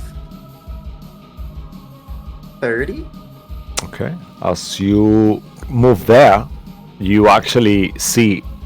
It's still night. It's nighttime, so it's still visibility is impaired a little bit. But there is a full moon and a starry night, and you realize that you just came out of area, and now you see blackness ahead of you. But looking up in all other directions, you see that things are normal. There is still very little dim light, but you can see outside of as you come out of there somehow. behind you, And you s- see like a dome of like darkness, like a dome. And do I see anything else? Anyone? Any? Then I'm gonna use. I'm gonna action hide, and for my bonus action, can I dash around and see if I can find anyone going this way? I'm gonna run that way. If you in the moment you hide and if you move, you will reveal your position, so you could move around and then hide after. Okay, I'm gonna dash first, and then hide. Yeah. Okay. I'm also gonna try and steer clear of the darkness, the dome. Okay. All right. Okay, I'm gonna go 5, 10. Actually, just to make it more fun, I don't know how to do it. actually. 5, 10, 15, 20, 25, 30. Do I see anyone over here? Yeah. Alright, You- and I'm gonna hide. Mhm. Oh, sorry, but go ahead. Let's go. Yeah, I was gonna say you see a pony far away down below. Yeah, that one there. And you see there is a bush next to you as well that you could potentially hide there. Gonna jump into the bush. Okay, make a stealth check, please. 17. All right. Anything else you want? think? I don't think there's anything else I can do at this time. I'm just gonna hide in my bush and hold my my whip and my short sword in the other hand. Hide in your bush? Okay. As you hide in Okay. your bush. In my Oh, bush. dear. That is, I claimed it. Confirmed. Oh, dear. Grey lights, but nice full bush. The camera swifts straight into the darkness itself, and there, lying there, is Bruce. Total darkness around you. You feel around and you reach, and you feel your bag and your weapon close by.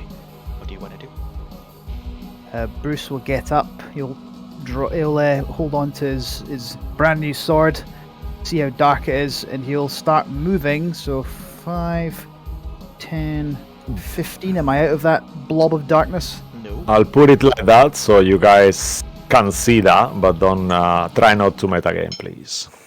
You should see the it's aura fine. now. It's fine. We don't need to see it. Yeah.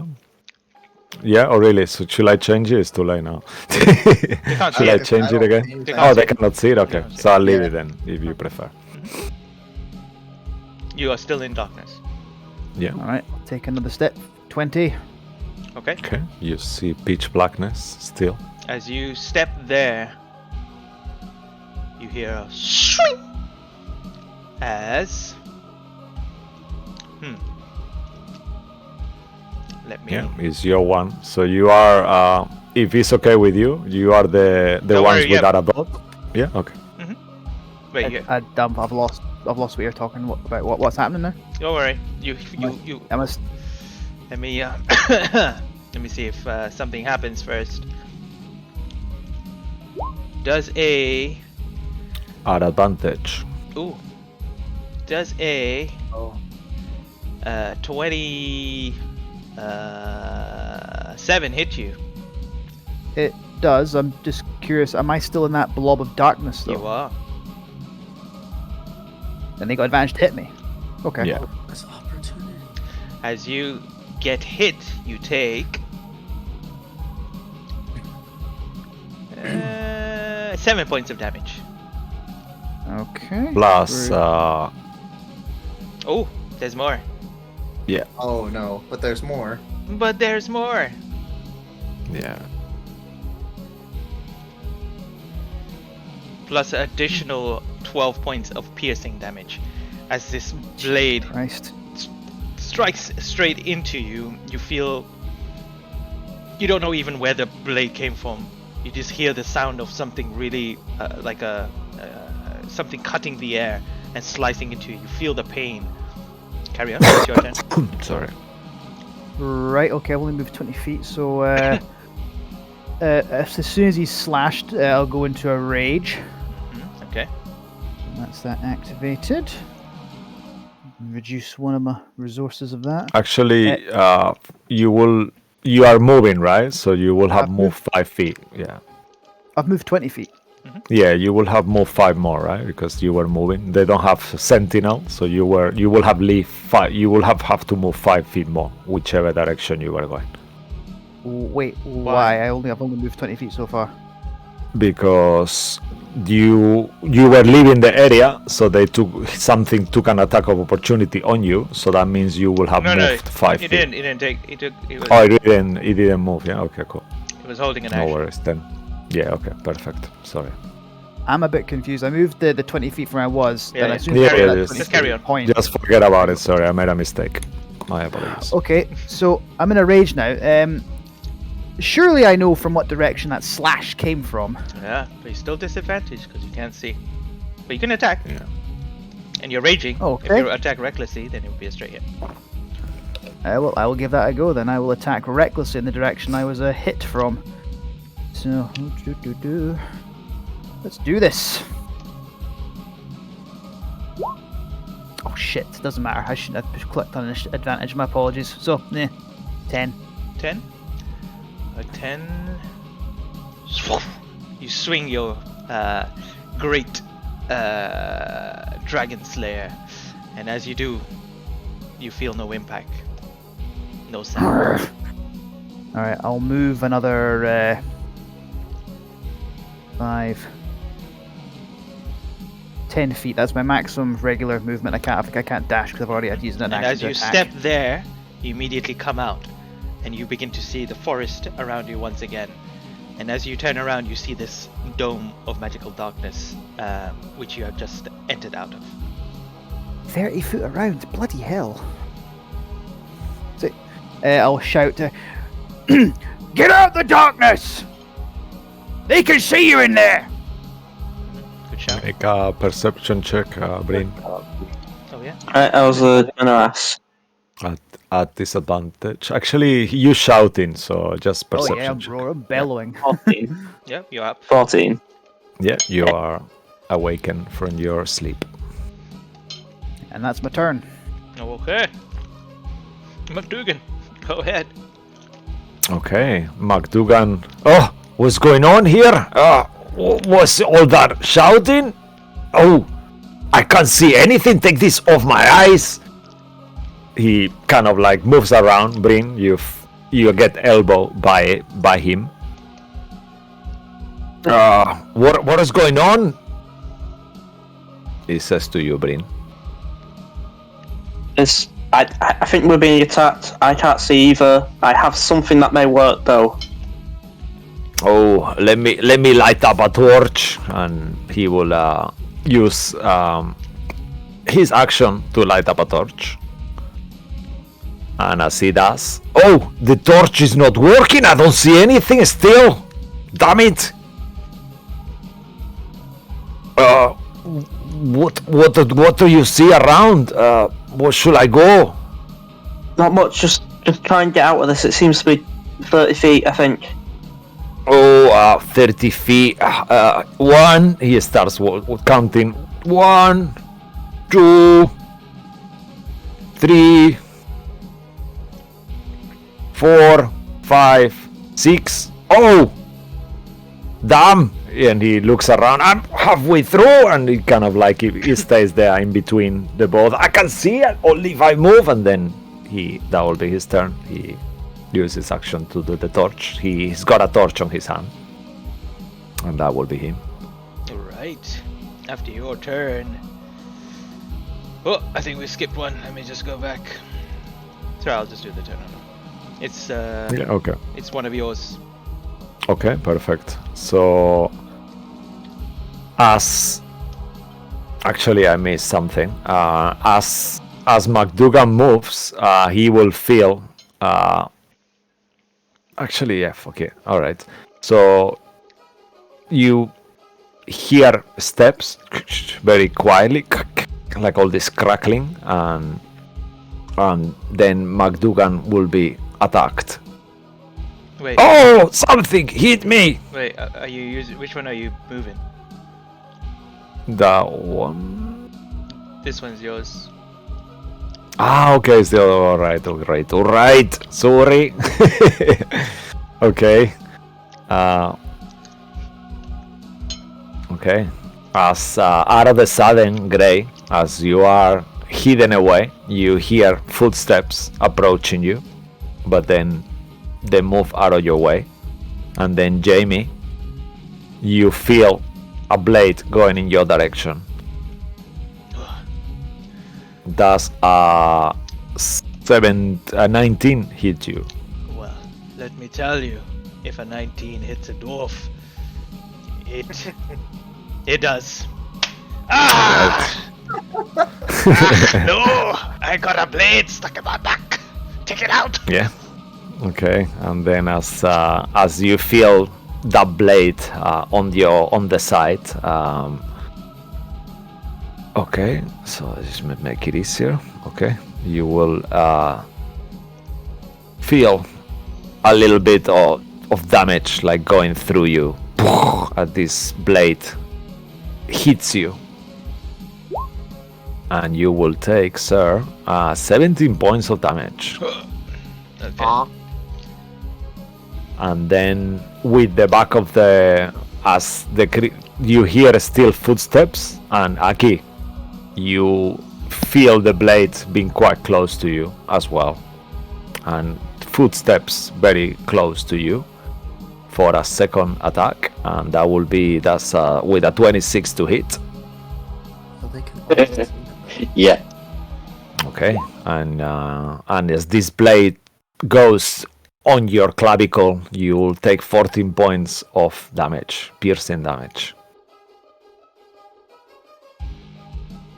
And you feel that there is a creature next to you. And that will be the end of its turn. Alright, Bryn. Bring it home. Bring it home. Alright, Bryn, before your turn. Wait, it's not even your turn. Yeah. As you say that, Gray, bring it home, you see two blades thrust out towards you from this shadow.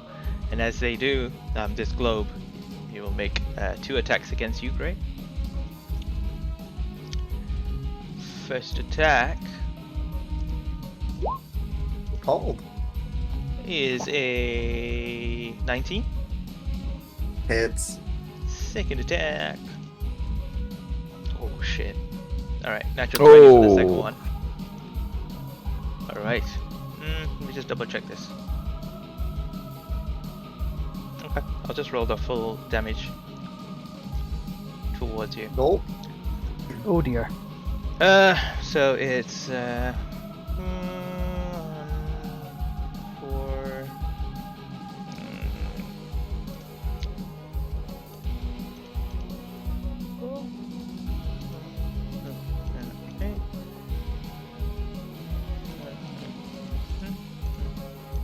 That's a lot of sums. I don't like that. Yep, that sounds like a lot of dice rolling. If we were in person, you would hear like a. Tiamat will protect me, dies. Oh! What the actual fuck? 56 points of damage. Sword to the neck, he's down and out. Fuck. Wait, Gray just took 56 points of damage. And then Yep. sinks back. Are you still up? I'm asleep. Okay. And he Oh pulls no! back. Wait, is this twice as much as you normally have? How much trouble are you in here? No, it's not. It doesn't. It doesn't go over him. His max HP. Yeah, it definitely doesn't go over his max HP. You don't see it coming. It just comes out, 2 blades, and then just straight out. And immediately you look at your blood just pouring down your chest, and your eyes begin to, and you slump onto the floor. And they were able to see him after he hid. Oh yes, they are. Oh fuck. Don't worry. All will be revealed eventually. Actually, just to describe, as you probably just see a glint, all you see is a hooded creature. They are quite short. Their face is kind of like a alabaster skin color, like white pale, like marble, and he has black eyes and jagged teeth. Also, his feet, instead of some normal feet, they look like some kind of hooves, like a bipedal kind of weird looking feet, almost like a baby dragon feet, something like that. But they look like humanoids as such. And that's the last thing you see, a nose, kind of like peaked nose and kind of like contorted face. And that's as you fall. Alright. And as you fall to the ground, in the middle of the fray, "Ah, where are you, you fucking bastard? I'll get you down!" And you see the dwarven man, Jamie, Mackenzie and Stone is going to attack around to see if he can hit this shit. But with disadvantage. First attack. That's going to miss. Second attack. Oh, second attack hits. Ooh. Give it Yeah. a little bit of a whammy. Oh, not that great. Oh. Takes only 3 All right. points of damage. Shall I do the HP? Yeah, do the HP for the Okay. for the enemy. Alright, perfect. For your ones, yeah. Okay. God, dude. And he's like, I hit him. He's right here. Whoever's next to me. And that would be his turn. Okay. After He's got 2 attacks actually. Yeah, I did both. Oh yeah, amazing. Sorry. Sorry, I went past. My apologies. Yeah, I see the rolls. I just missed it. Luke, I hope you have a good idea. Okay. Okay. As that one, it's not your turn yet. Yeah. At the end of your turn, Okay, alright. you see coming out of the shadows is the creature that was described to you, Bruce. To the viewers, and to you now, you see him standing in front of you. And as he does, you see him. I wonder something. 1 second. Can you see the creature's HP? Nope. No, they Nope. can't. I can see, I set a it up. green dot. Mm-hmm. Yeah, that's fine. Okay. 200? Oh, actually, yeah, they don't see the creatures. Actually, they are on the DM layer, so we can reveal those. That one. Oh, yours is not in the DM layer. Yeah, no. and I said, there. Sorry. Hold up, sorry. Yeah, mine is not. I'm actually going to. I think that HP is wrong, so we're gonna do that. What we had before. Sure. Okay. Remember, guys, if you're not subscribed to us on Twitch, you could do it on YouTube. Okay. Yeah, please do. Thank you. Thanks for that sponsoring. Great stuff right Yeah, there thank you, from Mason. Great. Yeah. Oh my god. Well, Okay. the EMs from do the their work. grave. Make sure you do your work, guys. Follow us on He Twitch. says with his last Subscribe words. on YouTube. All right. Amazing. Thank you, bro. Bruce. Lucky, is your next character a corporate shill? If anyone's a corporate shill, it'd be Grey. Yeah, fair. Yeah, true. For This the- one the is dinero. actually going to attack you. Does a 15 hit you? I had to count on my fingers there. Who are you attacking? Bruisey Boy. Yes, I am. It misses. All right. This time he kind of, as he comes out, even though it's kind of dark, he kind of squints a little bit and he tries to attack you. But he does have a second attack. Second attack. Mm-hmm. Oh, yeah, the second attack. So basically, he's coming at you, and as he does, he's spinning his blade, and he's like whoosh, whoosh, whoosh, whoosh, and he's missing all of these attacks as you kind of maneuver your way past all these attacks. But he missed. Sword actually. is drawn. Bear Spirit blocks the first hit, second, but blast back to one side with the sword, keeping him at a range with because it's like a great sword. And as he does that, he moved to. He's going to actually shift back into the shadow, so you get an opportunity attack. Oh, really? Yeah. Hope he's part dragon. Okay, so regular hit. 26. Yeah, that hit. Wow. Oh wow. Oh, Bruce is Nice. not. Bruce is pissed. He's done playing. That's not a The blade. That's right. Someone's cruising for a bruising.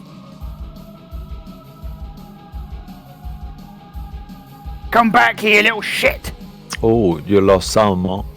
Oh, yep. Can you hear me now? Okay. Yep. Yep. And he kind of shifts into the darkness, and that is his turn. Bryn, now it's your turn. Right, okay. My plan was to do something, but then I realised it doesn't really necessarily say whether it produces light or not. But I'm gonna say... Actually, oh wait. No. How far away is... One sec. I don't really know which direction to go. Because, like... I'm gonna leave it up to a fate roll. I'm gonna... You can make a perception check better, actually, Yeah, make a because then that will determine where you hear the Okay. sounds. If it Please. helps at all, Okay. Bruce is very loud when he fights. You know he's up. Okay, 18. Yeah, you know, you heard Bruce screaming on your Okay. right, and you also heard Gray as he fell, like a thudding sound and some kind of sound as well. Okay. I'll scream. Aki, you go right, I'll go left, and I'll misty step 30 feet. You need To the to left. see where you're misstepping. You cannot see at the moment, I'm afraid.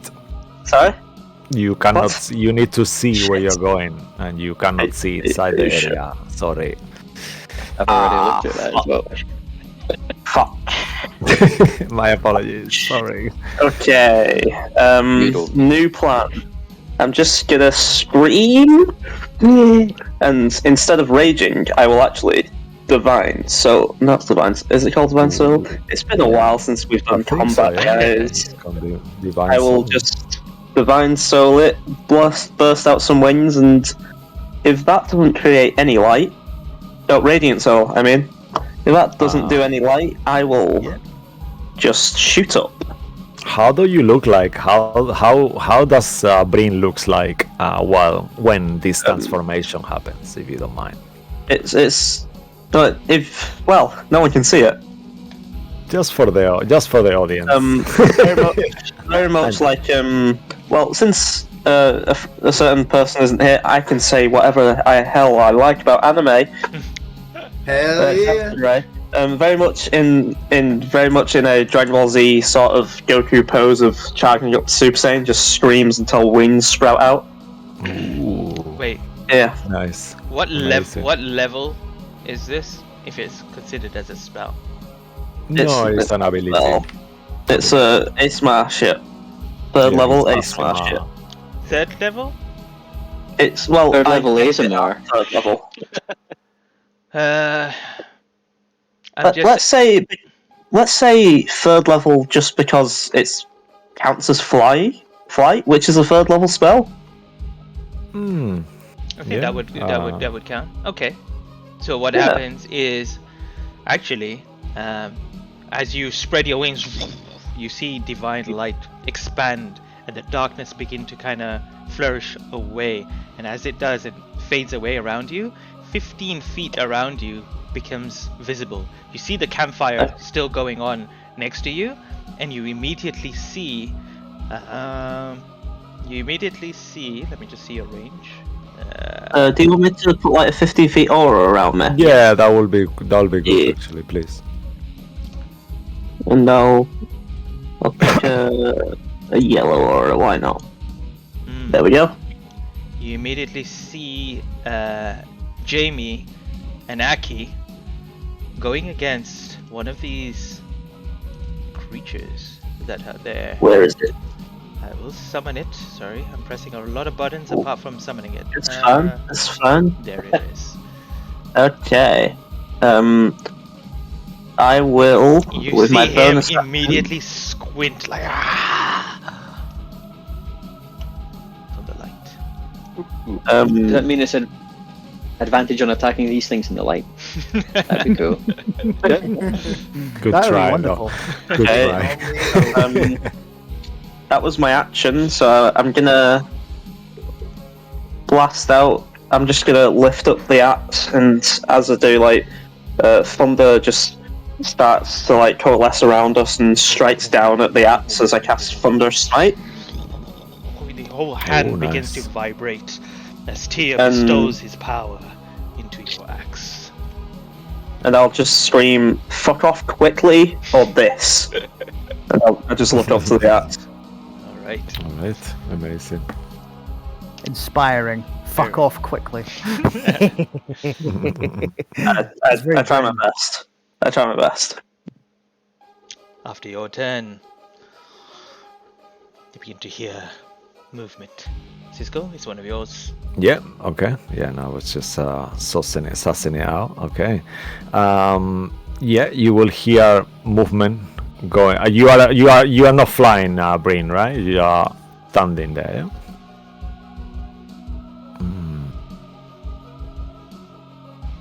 Just one quick second.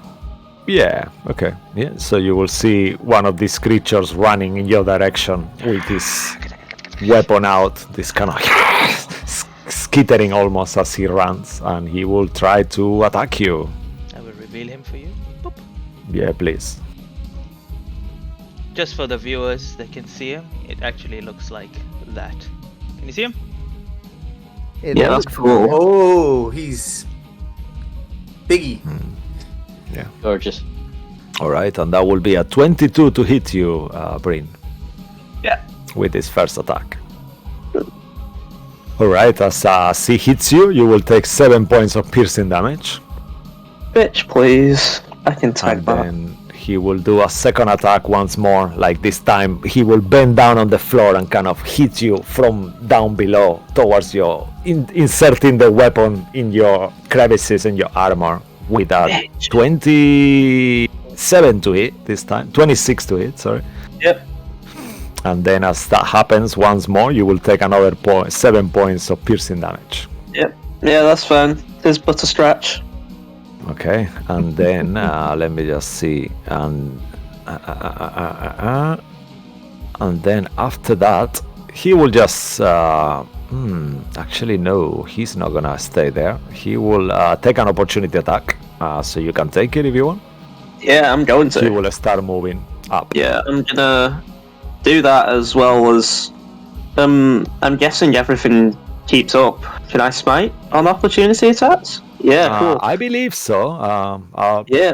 Should I? Let me Well- double check just to make sure. But go ahead Well, and roll it. Anyway, my Thunder Smite will go off anyway, so I'm just gonna. Yeah, your Thunder Smite will go off. Yeah, that's for sure.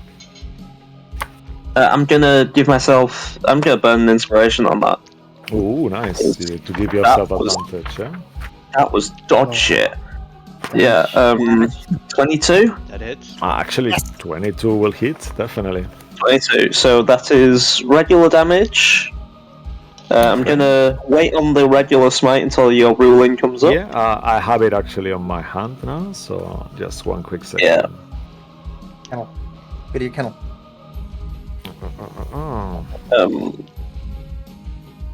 I'll do all my other damage while you. Divine, you hit a creature with a melee attack. When you hit a creature with a melee attack, yeah, you can spend a spell slot. Yeah, it doesn't say anything that it has to be on your turn, so yeah, it's fine. And so I'm do gonna smite. smite. I'm currently at 20 damage right now. Oh, nice. Okay. So an extra 2d8. That's wow. another 9. So that's 29 damage, and it needs to make a strength saving throw. Okay, as you hit this creature, you see it like before, as you push it with your sword, out of the sudden, it turns into ashes, and you see his whole body poofs into ashes, and you see from these ashes, they coalesce into this bright light, and it bursts like almost like an explosion. I need you to make a Constitution saving throw, please. Fair enough, fair enough. As this light is something that you are very familiar with. Oh dear. Okay, you. Unfortunately, what did you say? Sorry. I was Oh, gonna say I was no. gonna burn the spray. Damn it. Okay. Oh, So as this energy hits you, you realize it's radiant damage. That is something that you are very familiar with. So let me just roll it actually.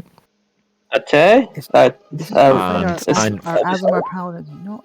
Yeah, you're resistant to this damage, so you will take half Yeah. of 11. So 6, Is that- Okay.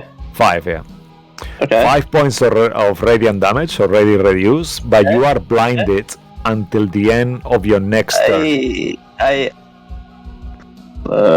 Okay, let me just remember how to mark that off. Yeah. Note to I'll self: just don't look at the sun. I'll just put a little icon there if you want, Yeah. just to remind you. Yeah, cool. I found it on D&D Beyond. Oh, amazing. Alright, and the creature dissipates into ashes and vanishes. And that will be the end of its turn. Very unsuccessful turn. Alright. Aki. You see this kind of light, and you see Bryn holding his eyes like he can't see shit. It's your turn. To clarify, I can see because Bryn is still in there, or can Yeah, I you not can see anything? Yeah, no. Yeah, you can see. Right. Not many things for up close combat, and slightly cursing having given away the good stick earlier in the day. Casts Sharp Ideas. Okay. Oh, So nice. turns around, sees it, slightly panics, remembers something he saw in that room earlier on. Anvil above his head, and just acmes this. Ooh. And just drops an anvil on his head. Oh, nice. Roll to hit. So melee to hit. God, I've got so many mental things lying in here now that I've got that wand of wonder. I can't even find it. There we are. Sharpie. So that will be a spiritual 18 weapon, to yeah? Yep. Spiritual weapon. 18 to hit. 15 hits.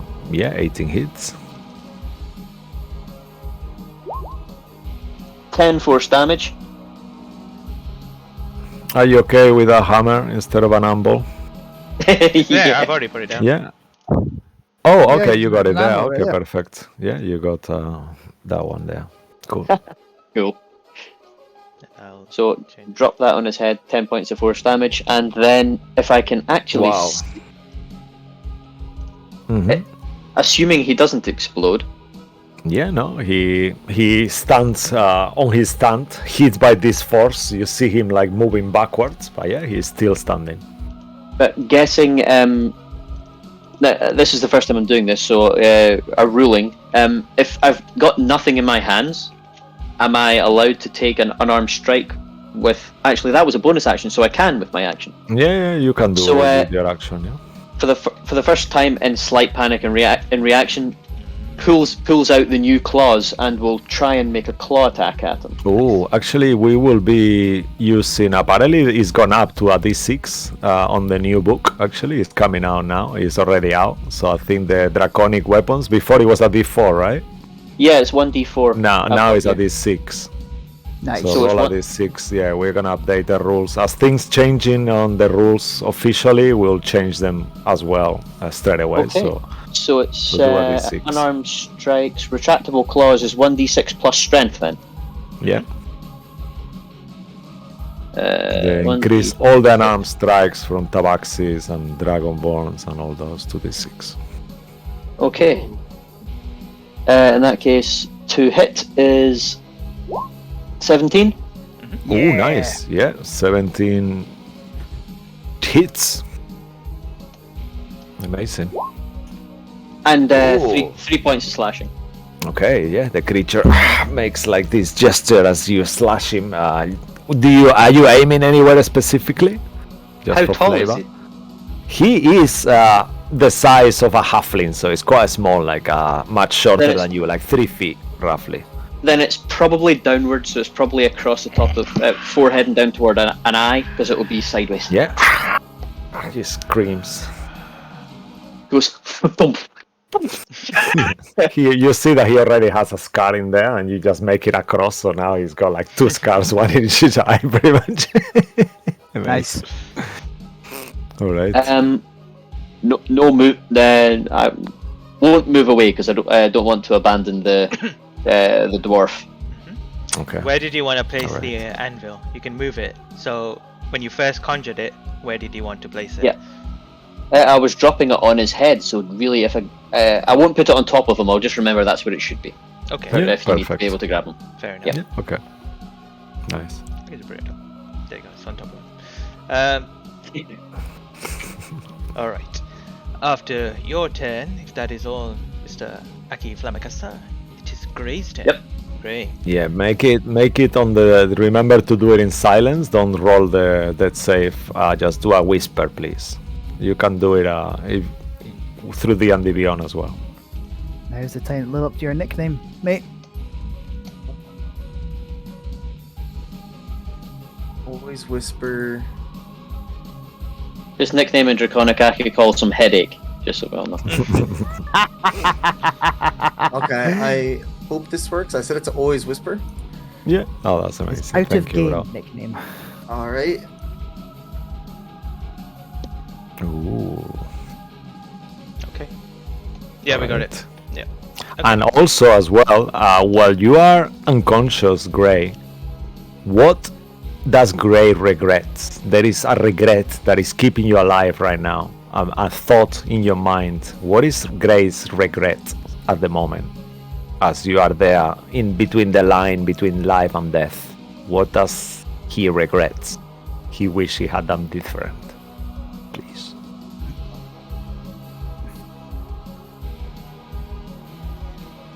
I think right now the most Gray's gonna regret is maybe not telling Aki the truth. Okay. Alright, and that thought lingers in your head and that regret. Take a point of inspiration as well. Yeah. For that originality and truthfulness. Yeah, and that will be the end of your turn. Bruce, you're up. Creature in front of you. So Looking the light, the dark. He's like the darkness disappears. He's like, uh oh. I said, yeah, that's right. Uh oh. And I'm gonna slash at him, but he learned. He's like, no, wait a second. These guys are good at jabbing at things that are vital, so he's not going to swing at it recklessly. It's a standard attack. Here we go. Yeah, 13. 13. As you swing towards him, you see your blade coming down. He uses both blades, whoosh, makes an X, and as it digs down, he crouches with it, taking the momentum, and then pushes it back at you. You're stronger than you look, you little fucker. And nah, that's all I can do. Alright, as your turn ends, McDougan starts. Alright, McDougan will see from the very corner, he sees your body there falling on the floor and the side of this creature. He will start running. Oh God! With his torch up in the air. And let me just make sure his movement. It should be okay. Sure, his movement is. He's got unusually longer legs for a dwarf. You see, he's a scout. He's used to these kind of things, and he will actually Gray. He will kneel on the floor, and he will try to use his action to stabilize you. As he sees you falling on the floor. Oh no, God, Dorothy! And he will do it by giving you a kiss on the lips. CPR. And as you feel out of the sudden, you feel someone is kissing you, Gray, and you open your eyes and you see McDougan there. Oh, you are alive! Thanks goodness! And then he looks at the creature. Opportunity just fist. Oh God! So fiery! And that will be his turn, unfortunately. He won't be able to do anything else. Does he? Stop screaming, said he opened. Is it just 1 HP or? Did he get? Yeah, you actually come back with 1 hit point. Okay. The kiss of life. All right. Yeah, kiss of life. He's using some kind of magical thing. You aren't sure how that worked. Normally, it wouldn't work like that, but you have 1 HP. He's using some sort of lip balm or lipstick. Yeah, magical lip balm. Yeah. All right. After your turn and you get brought back to life, we go back into the circle as the one with an anvil on top of his head floating stands there looking at the both of you. Cisco, it's your one. Okay, perfect. Yeah. He will. He'll start speaking. Do you understand Elvish, Flammecaster? There. Nope. Okay. Do you, Bryn? Nope. Not currently. Not You currently. don't have the helmet on at the moment, right? Okay. Oh, So you well, will it's hear not. like something that sounds like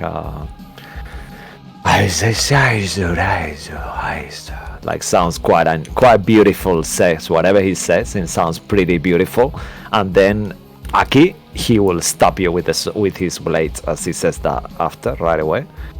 Charming. At this point, you can see him, so he will be a straight roll. Okay, that will be a 26 to hit. Damn. Yes, sir. Okay, so that will be 7 points of piercing damage. Yep. And then he will look at the dwarf and he will try to do an attack towards the dwarf with a 10 to hit. Unfortunately, he will miss the dwarf with that. What are you The trying AC. to do? Trying to hit a dwarf? That's a foolish thing, I tell you. Okay, and then yeah, that will be everything. As he see his friend, actually, you know what? Yeah, as he sees his friend and stuff and how badly it went for him, he will actually stay there, and that will be the end of his turn. Its turn. Alright. Their turn. I don't know. Too many pronouns.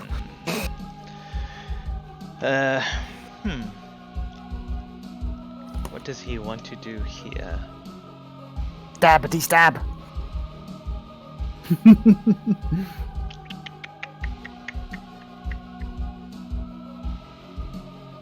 You know what? With the words that were spoken in Elvish, you see him retreat back into the shadow. And as he does, it disappears. I guess McDougan can do a opportunity attack, but with disadvantage. McDougan! He says his name as he tries to attack the creature. Oh no! McDougan will roll a natural 1 and an 8. So unfortunately, he will not hit it. And as he He appears, will miss. Aki and Jamie see he's going towards Bryn, and Bryn, as he comes towards you, is going to attack you. and it will be with advantage because you are blind. Fair enough. Shit. Fair enough. First attack. Bring it on. That's a 24 to hit. Shit. Oh, 25 actually. Second attack. Oh, shit. 23 to hit. Alright. You're about to be in Pain Town, trust me. I've been in Pain Town for like years. Oh, this is a new kind of pain, trust me. This is the Duracell batteries. Yep. Play on me. You take 42 points of damage. Oh my god, that's another one down! It slices. No. Oh no. You see, as you turn around, you feel the first slice, and you spin your weapon around, trying to strike this another slice, another one, all multiple slices everywhere, as you can feel yourself becoming weaker Yeah, and no, weaker. you don't have to describe it. I felt this pain before. Mhm. I'm just gonna. You still up? I'm sorry. No. I don't even have 42 hit points anyway. Oh wow. Damn. Right. And all of a sudden, Actually- the two of you, it becomes dark once again. Oh, Nice. Oh, bollocks. Alright. Why are all the ass Blinded rolls anymore? coming out now? What the fuck? Roll 20. After time, am I still blind? you are. you're blind. You know, You're it's worse than until the end of your next turn. So. Yeah, alright. Your turn didn't come up, unfortunately.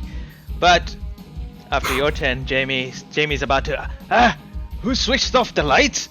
Anyway, and he tries to take 2 swings against this one. Now with disadvantage, unfortunately. Okay. Well, I'll just move the arm. it though, doesn't a matter. second. 'Cause the first one hits, Nice. Yep, that hits. but the second one doesn't. I don't think. Yeah. No, second Yeah, one. no, the second one doesn't, but the first one does. Alright. Nice. So that is Ooh. better than last time. Mm, That is Plus 5 points. 2. Yeah, 5 points of damage Yeah. onto this one. nice. Oh, the creature screams and says something in Elvish that sounds like a swear word. You don't need to understand Elven to know that. All right. And after his turn, and he's swearing under his breath, the one next to you, Bruce, is going to. Yeah, he's gonna attack you. Take 2 attacks against you. What is this? You didn't do reckless, right? So you're. Yeah, I didn't do reckless stack. He So- learned from they're good at stabbing at vital points, so he needs to keep his guard up. Yep. Okay. So it's a straight rolls. That's 18 to hit That hits. and a 25 to hit. Both hit. Fucking hell, yes, that hits. You take 17 points of damage. So halved to 8. Oh, my apologies, I miscounted that then. Okay, thank you. And I made a mistake. He last time I said he stepped away and you took an opportunity to attack, but let's just do it this time. This time he'll actually step away, so you get an opportunity to attack anyway. Yeah. Sure, you're a kind and generous man. I do appreciate that. Here we go. 11. No, fate has decided you missed this time. Yep. Yeah, fate. That's what's doing this. Is fate. Yes. Oh no. And as that happens, you see him disappear, just glide back in to the darkness itself. Yeah. And where he goes, What do you know? nobody one knows. knows. I need to say, I assume it does because it makes sense to me, but it doesn't actually say whether it doesn't say anything about me being unconscious about these wings. I don't know if they change it. I think when I play my paladin, I think it remains actually, like on my game, because it's not concentration. Yeah. But let me double check it. I think it's a bit stupid that it would remain, but it's like it doesn't say anything. It is a holy Well, power. Should we let fate Yeah. decide? And then from that yeah, why point, not? from that point forward, it will stay or it won't stay. All right. God. We can let fate decide for now, and then we'll check it after if it's okay with you. He's the Low. beloved. Low. He's the merciful one. Yeah. I'll say low. Okay. Okay. That's a 7. Okay. That's a 7. 7 Yes! Bring the light back on. Nice. Yeah. So if like winks Oh, out for a I'll, second and poof, pops okay. back on again. I'll still keep track of how many turns it's on though. All right. So I'll give it a different color. Why not? Just to be fun. Mix it up. Cool. Let me. If anyone asks, it like starts to like my wings just turn red like a mood light to signify he's probably not okay. Yeah, that makes sense. Danger. Alright, but you do see these two once again in the circle. Alright, the other one disappeared. You do not know where he went. I don't want to know. Just try to capture him.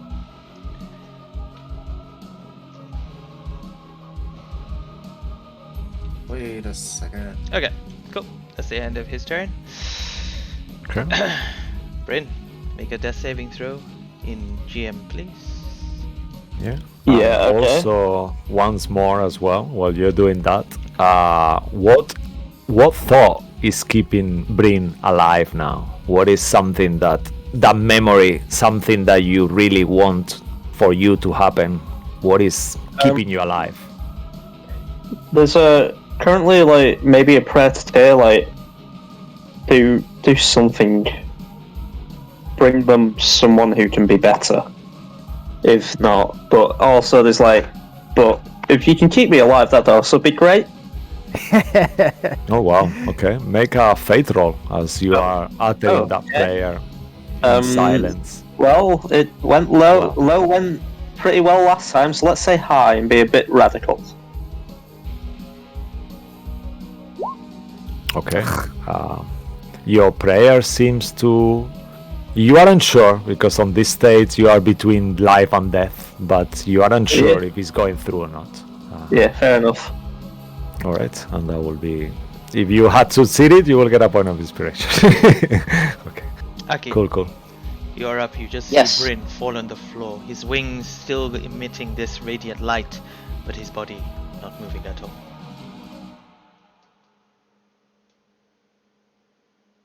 Am I inside? I realize I'm inside the glow from Bryn, but can I see the edges of darkness around that this dark area as well? So I can't see anything towards the ponies. No. You don't. Yeah, it kind of stops there. So once Bryn's light on the borders, you just feel like you are inside a dome within a dome, if you know what I mean. Right.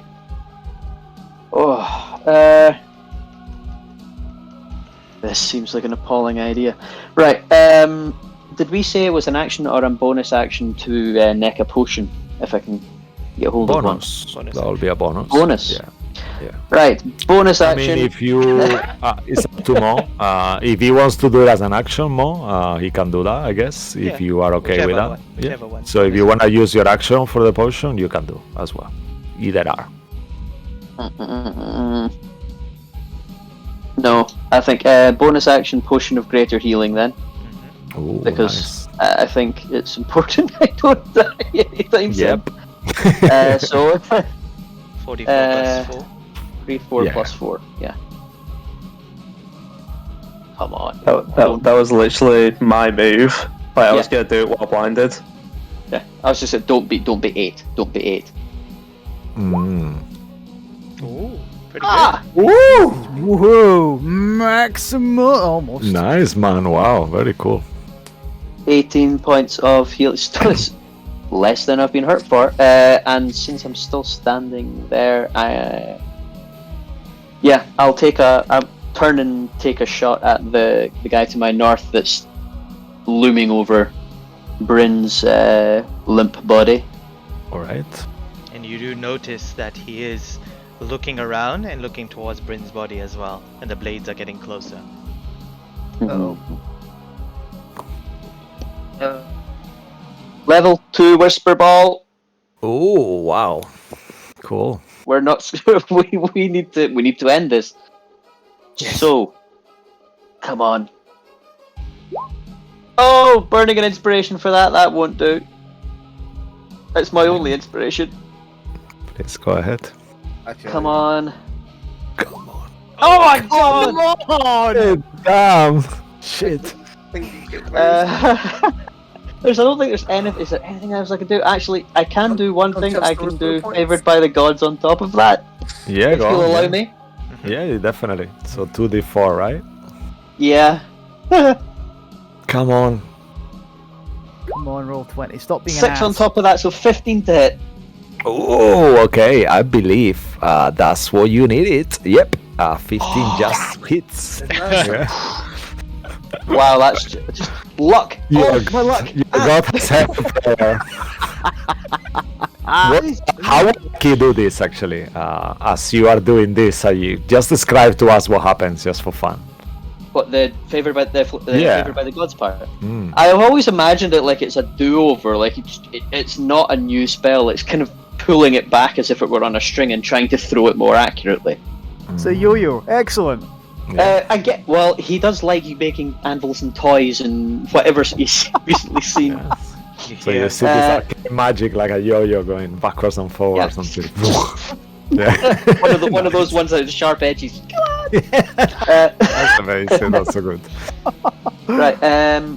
4d8, and let's just call it some really nasty one that they can't possibly beat. So, well, we'll call it thunder damage then. Ooh, nice. So whatever the. I'm joking. Oh, so then that's of course the one with least. That's 13. Yeah. That. Yeah. Oh no. Okay. I guess that's good and bad, but yeah, it's always a good to a bad. Let's say. I will adjust his HP. It's alright. Alright. Okay.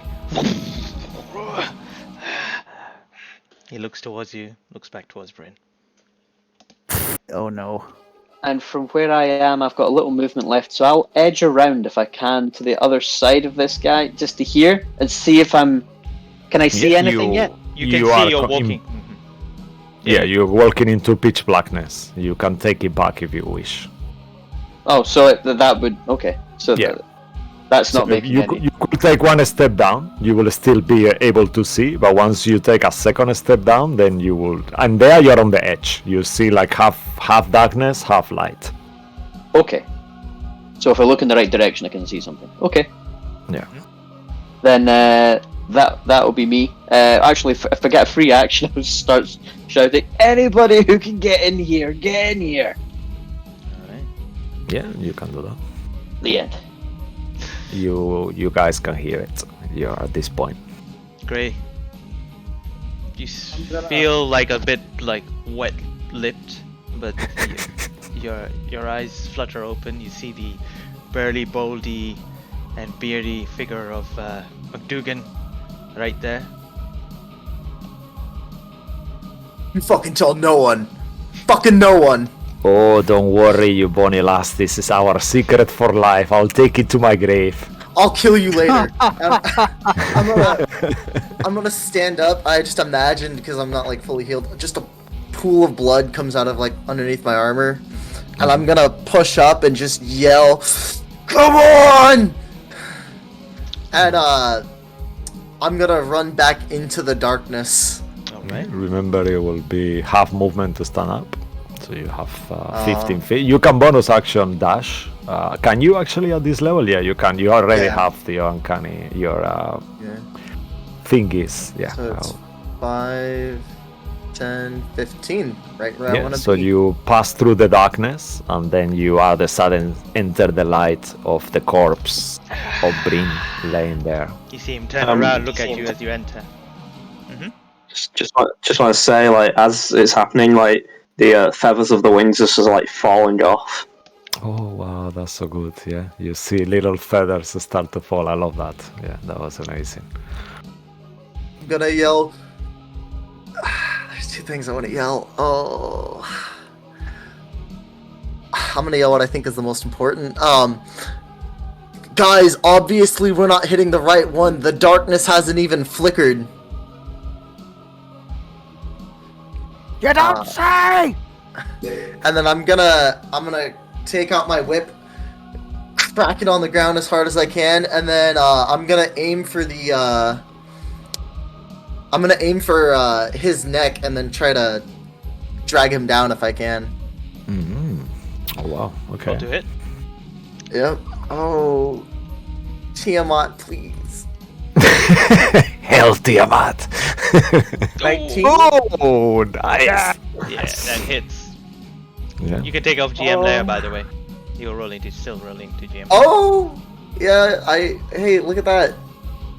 Okay. But it's Yeah, still nice hits. what you So. rolled at least. So just roll damage like this if you want, and then we'll sort it out within your next turn. You can change it, please. Okay, so. And it's sneak attack, correct?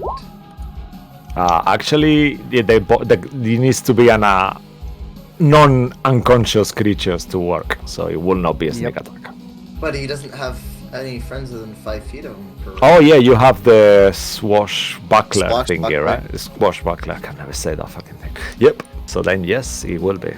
So 10 damage, and then do I? Yeah, you have an extra d6 as well on top of that. You will see that as you hit it with your whip, all this green kind of like poison comes out on the gash that you make in this creature. It screams as the poison enters his body. So roll a Actually, you d6. notice this as he attacks as well. Never seen this come out of him before. 2 poison damage. Oh wow, nice. So that will be 12 total, right? Yeah. Awesome. I'll deal with that. He's Okay. still standing. Very barely. He's holding where you just lashed him right now. He's just kind of looking at what you've the poison, but he kind of wobbles a little bit as well, like from the poison, but he's still standing, barely. Fucking bastard! I didn't want to have to do this, and I'm gonna take my short sword and actually I'm gonna take my dagger and throw it at him Okay. with my bonus action. Roll to hit. Sure. So is it still just the regular hit DC? 'Cause I don't see It is. throw in here. Yeah. Okay, So yeah, it would I've be just never thrown. Dex plus your proficiency to throw. Yeah. 24. Oh, nice. That hits. Roll damage, but there is no added modifier to it. Mm. Yeah, no dex. Just a Aw. d4. Rest in peace. Come on. 3. Yeah, That's so that'll be 6. 3 points. Do you have the feat of the how is it called again? No, it doesn't. I He have doesn't anymore, Dual wielder yeah. and two-handed. Those are my only 2 feats. Dual wielder doesn't That's allow the you. one, I believe. Yeah, No, I don't think so. Actually, doesn't it? Dual Yeah, I think wielder that's what it adds does, the, right? the ability modifier damage to it. Yeah. yeah. Okay. Yeah, I don't know if it- it does, I believe.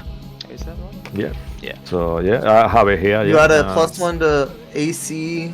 Wielding a sword on each weapon can use 2 weapon fighting even when the one-handed melee weapons you're wielding aren't light and can draw or stow. No, it's not that. It's Yeah, called So it dual. doesn't. Yeah. It's called dual You'll something. It's fight part of the or clan, something. yeah, like that. something like that, Yeah. which allows you to. Wait, add- is it the fighting style? Yeah. I have the fighting style 2 weapon fighting. When you engage in Ooh. 2 weapon fighting, you can add your ability That's modifier. the one. Yeah, that's the one. Yeah, you've I got do that. have So that. you have Yeah. that one, yeah. So that does add. Okay. But it so doesn't then- matter. So then you do. As So you, 6 damage. Sorry, as you sorry for the rules lawyer. See, no, No, fine. no, it's good. Uh, Come on, we all I might be one saving your dream, life. one dream. As you see him, he goes. He starts reaching his blade towards Bryn, and as he almost gets there, the dagger, and he just slumps onto the ground, not moving anymore. And as he falls down, Oh no! yep, I'm sorry guys, but rules are rules. You see that this flash of light starts to emanate from him. Constitution saving throw? No, Not Bryn, for no. you. You take a death saving throw straight away as you take damage. No, Bryn, wait. I need a Constitution saving throw from you, Gray. And No, McDougan. Bryn, no. No, Bryn, Poor McDougan. No. And McDougan as well, actually. What did I roll? 11. And McDougan. Okay. At the best. This is gonna hurt. Yeah, as you I'll roll it. So you take. I'm 10 feet away. Yeah, that's what you need to be. So you take 4 points of radiant damage as this explosion happens and it turns into ashes, and all his that he used to be now is nothingness and dust floating. The same McDougan got a. Oh, McDougan is me. I'm so sorry. I'm waiting for you to roll more. I'm sorry. Damn it. So I'll roll for him. So he will take also 4 points of damage, McDougan. You Oh, no, see him I already like, rolled 15 for him. Oh, you did. Okay, So okay, 2 perfect. points of damage to him. All right, awesome. Okay, and while this is and that will be the end of him. I'm so sorry, Brent. I'm actually going to, let me see what's kind of going on in the situation here. Okay. So, Your dreams have come true, Luke. as you, Aki, as you kind of look around, you see this dagger fly into the creature's thing, and then you see it kind of begin burning away before it sparks, and then this bright light. Immediately, as you move your hand away, it becomes total darkness once again. Yeah, you are blinded as well, great. So it's I'm McDougan. down. Oh, you are down as well, of course, yeah. I had 1 hit point. Yeah. Oh, wow. Fucking hell. So you are blind and down. Down. Jesus. Shit. I mean, could be worse. Alright. And after your Oh, turn, not another Cregan kiss. Bruce. I'm necking a greater healing potion. I'm going to roll 4d4 plus 4, and it's a bonus action, as I recall. So it's 14 hit points. Oh my goodness me.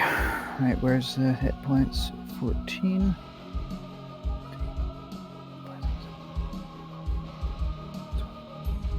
There we go. And I'm going to... Here we go. So I can't see anything. Is the darkness blob just appeared again? It was there, it's still there. Yeah, you can't see what's inside. Right, okay. Here we go. 5, Oh, darkness. 10. Mm-hmm. As a... Will it cost me an action to roll a perception check to see if I can hear anything in the darkness? No, you could. It's a free action. Make a perception check. Thank you very much.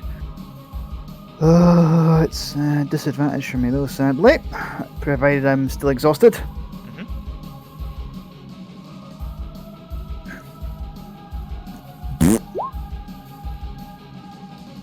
10. You hear the sounds of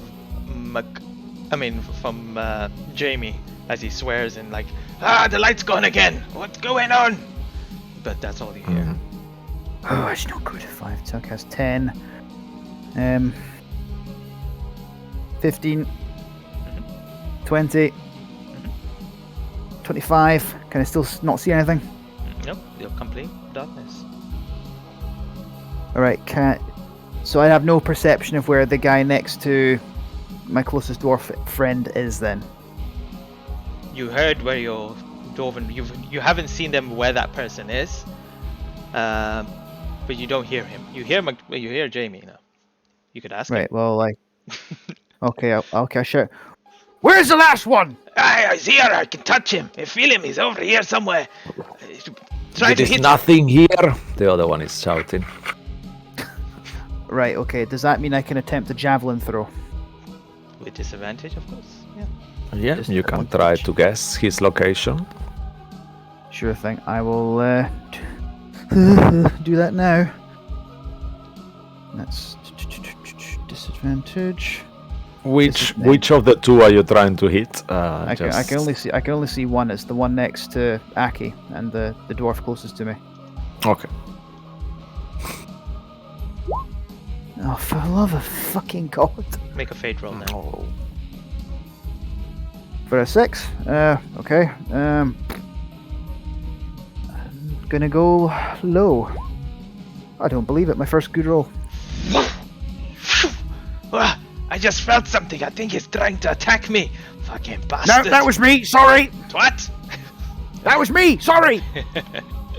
All right. Very honest, Bruce. Very honest. He's an honest lad. That's my turn. All Alright. At the end of your turn, it is McDougan's turn. Go ahead. Okay, McDougan will say, alright, so please someone guide me to where is it? I can't see anything. And he will enter the thing and start moving, and then he will trip on your corpse again, Gray. Oh, there is something here. And then he will start feeling you, and he will realize it's you. Oh, damn you, Gray, Dorothy, whatever again. And he will take a healing potion out of his pouch. First, he will give you a kiss on the forehead that you will not notice. And then he will just pour this potion into your mouth using his action. So you can heal 2d4 plus 2 with that. Oh. And that will be all his turn, though. Are you gonna roll the heals, or am I rolling the heals, Cisco? Yeah, you roll it, actually. Please. 2d4 plus what? 2d4 plus 2. Plus 2. Yeah. 6. Oh, no. Damn. Okay. So that will be, so 4 plus 2, so 6, right? Mm-hmm. 6 points of Yeah. HP. Better than 0, though.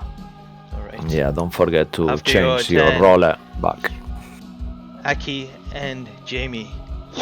You feel two blades trying to slice into you. First one to you, Aki. Oh no, that's me. Damn it, let me roll it. Oh, is that you? Sorry. Yeah, it's bad. okay. Go Yeah, ahead.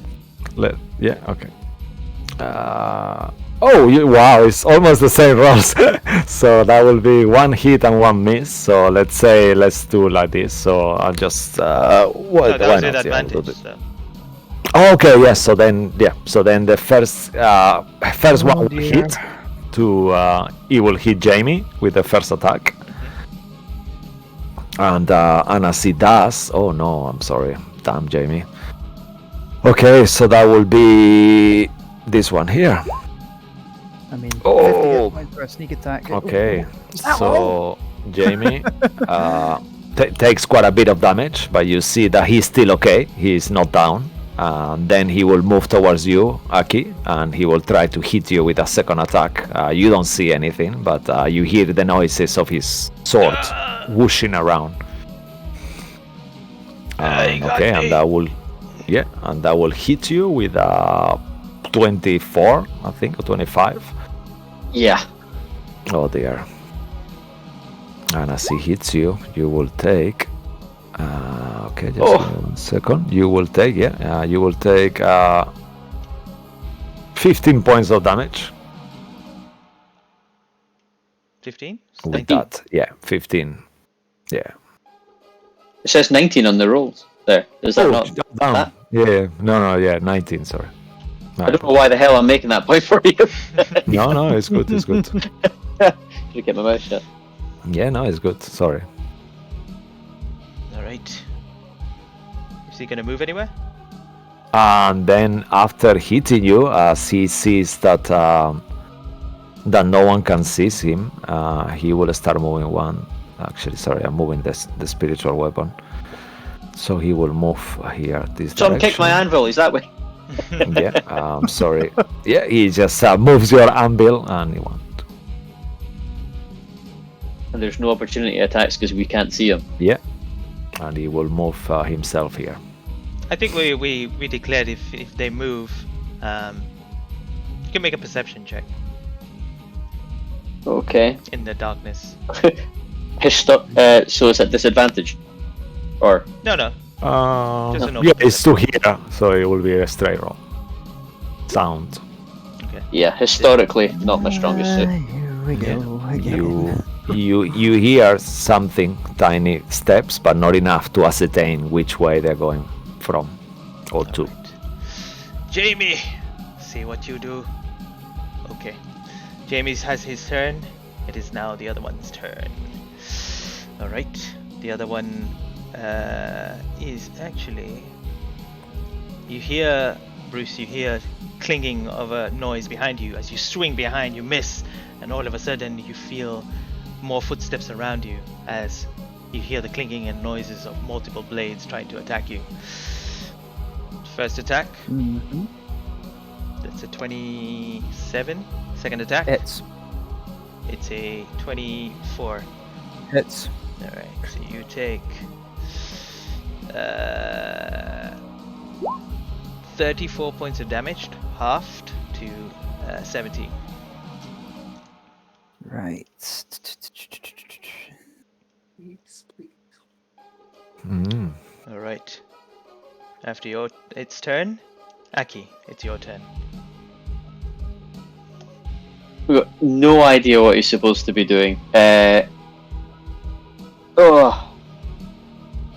Don't know what I'm supposed to be doing here. Aki will just try and run after him. So, if I go, since it's dark anyway, 10 feet in that direction, can I make a... am I still in darkness? Mm-hmm. Yep. Yeah. Can I make a perception check to see if I can figure anything out here? Yeah, make a perception check. Go ahead. That'll be a free interaction. Ooh, You 22. definitely hear the blades and sounds from the side as they cut into Bruce, and you hear Bruce kind of wince a little. You just, in this darkness, your senses become a bit even more enhanced, and you can immediately turn towards the direction, and you know that in this 4 squares, Bob is there's someone there. in which 4 squares? Yeah, we didn't see anything. I didn't see anything. God damn Oh, it! I tell you, I see it though. That's I fine. see it. Now they'll see it. Okay. Ah. Okay, can I... Ugh. If I was to try and fire something in that general direction, how would you determine if I hit or miss? Is that a fate roll? Or... It will be with disadvantage. Yeah. Yeah, just Yeah. with disadvantage. Yeah. No, not on that one. Then you roll a Oh. fate roll. Yeah. Okay. Firebolt in that direction then. Just try and hit anything. Roll ahead. Firebolt. Yeah. Also, 21 or 5 minutes. 19. They both hit. Yeah, one of them hits. Yeah, Yeah. easily. And then is it fate roll to see? No, just What? damage. No? Yeah, Just that's damage. Yeah. 5 fire damage. All right, roll Oh, D. nice. Just roll D4.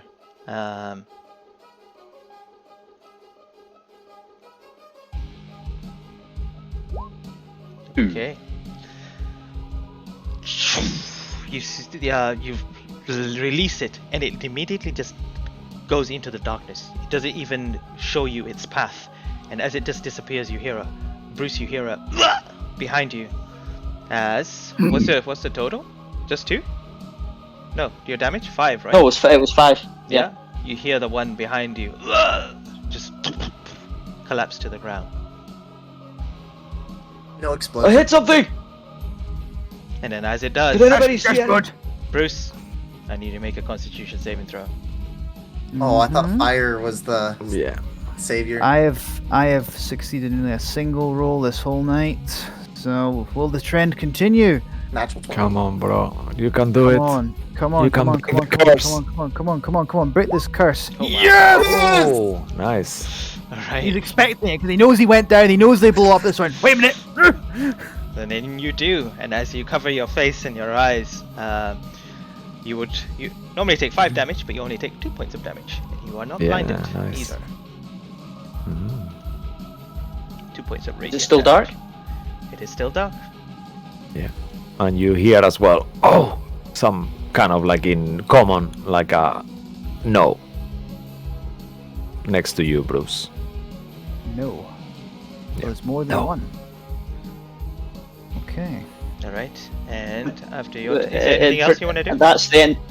I guess I didn't hear that, so I won't be able to make any perception check.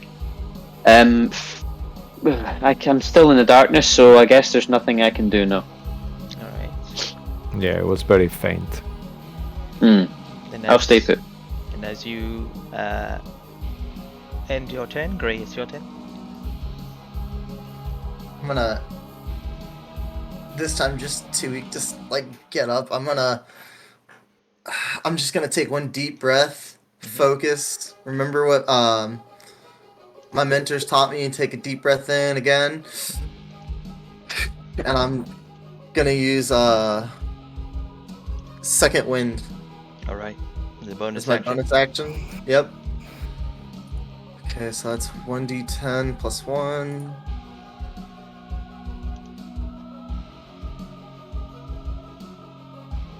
Six. 6 points of healing. Yeah. Okay, and then I'm gonna shout out. Don't worry, guys. We got this under control, and I'm just gonna muddle around in the darkness. Would I remember from where I saw Bryn's body? Like in the darkness, kind of like would I still have like a mental image of where? Fair enough. You know the direction. Yeah. Yeah. I'm gonna just fumble around and stand right here. And what do you want me to? Can I try and grab his body? Yeah. As you touch him, he is cold like ice. You can make a medicine check as a free action. He's only been dead, what, less than a minute? Oh, come on. Okay. Inspiration. Yeah, you- That one. Accidentally yeah. stabs him and makes Yeah, it you work. can, of course. Yeah, you can use Can you it. guys see me? I'll do it. Can you guys see me? Yeah. We can. Yeah. Yeah. Yeah, sorry, my internet dropped as he was like doing his medicine check. I don't know what's Okay. happening. Let's say that this was a very easy DC. So with a 9, you recognize that touch Oh, that is the happens. touch of death. Bryn is no longer alive. Also, his wings are still there and just fully skeletal at this point. Yeah. Oh no. There's a slight like disdain to his armor.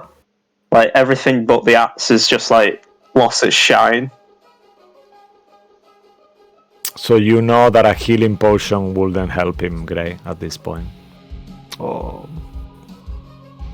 I'm sorry, guys.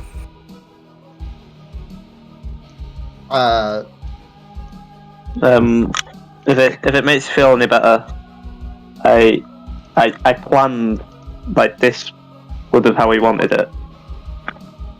I'm gonna just hold on to Bryn's body and just start out loud, just a really loud yell. And I'm not sure if anyone would notice, but he is crying. Gray's just Bryn! It's too dark. None of us know what's happened. Yeah, no, you can hear him though, and you hear also next to you, Bruce, once more like a sigh and a gasp. I'm just gonna hold Bryn's body, and I'm gonna try and drag it out. Actually, I'm gonna use my the rest of my movement speed. I was right here, right? Mm-hmm. So it was 5, 10. I'm at 15 movement speed. I want to try and drag him out of the darkness if I If you can. use your action, you can take him all the way out. Yeah. I'm gonna use the action to drag him all the way out. Yeah. Okay. So that's So I'll just 25. I'll move. 30. I'll move. Yeah. Yeah. Okay. You're right there, just out of the darkness, and I'm just holding Bryn's body, crying over it. And now this is when you see the wings and all the feathers have fallen off. It's just this kind of skeletal wing right there. Also, I gotta get going, guys. I'm sorry. Yeah. Oh yeah. Yeah. Yeah. We'll finish up. Yeah. Yeah. We're gonna finish up in just one more second. Okay. All right. Actually, Mo, if you, yeah. No. Fine. We'll finish off here. Bruce, go ahead. Yeah. Another potion of greater healing. 14, because fuck this noise.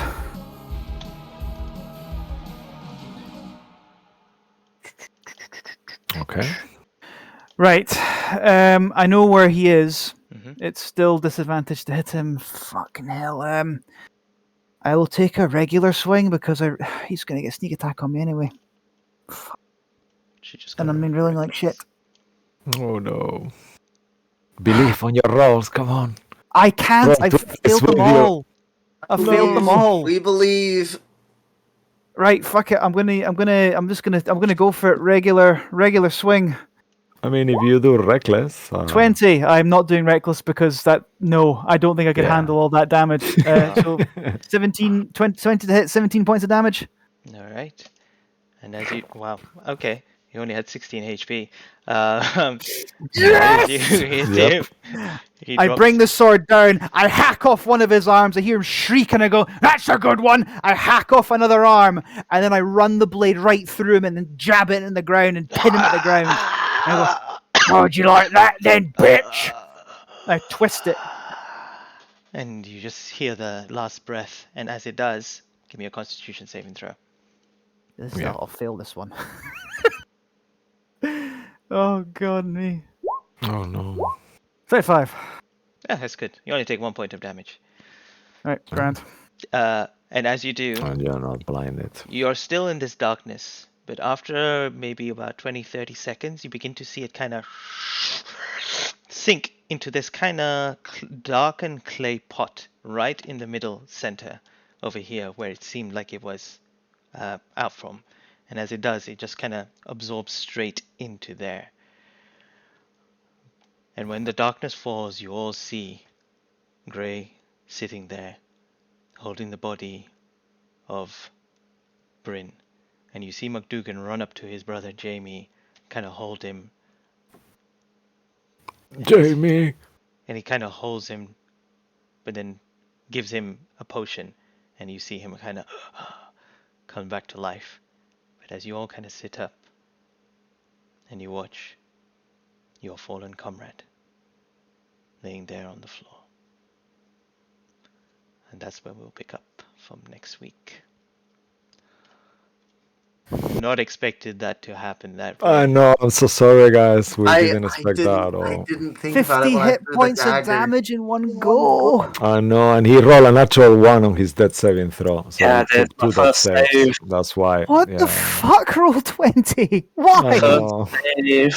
Well, I'm sorry, guys. I So told let's, told Lucky today. I said it. yeah.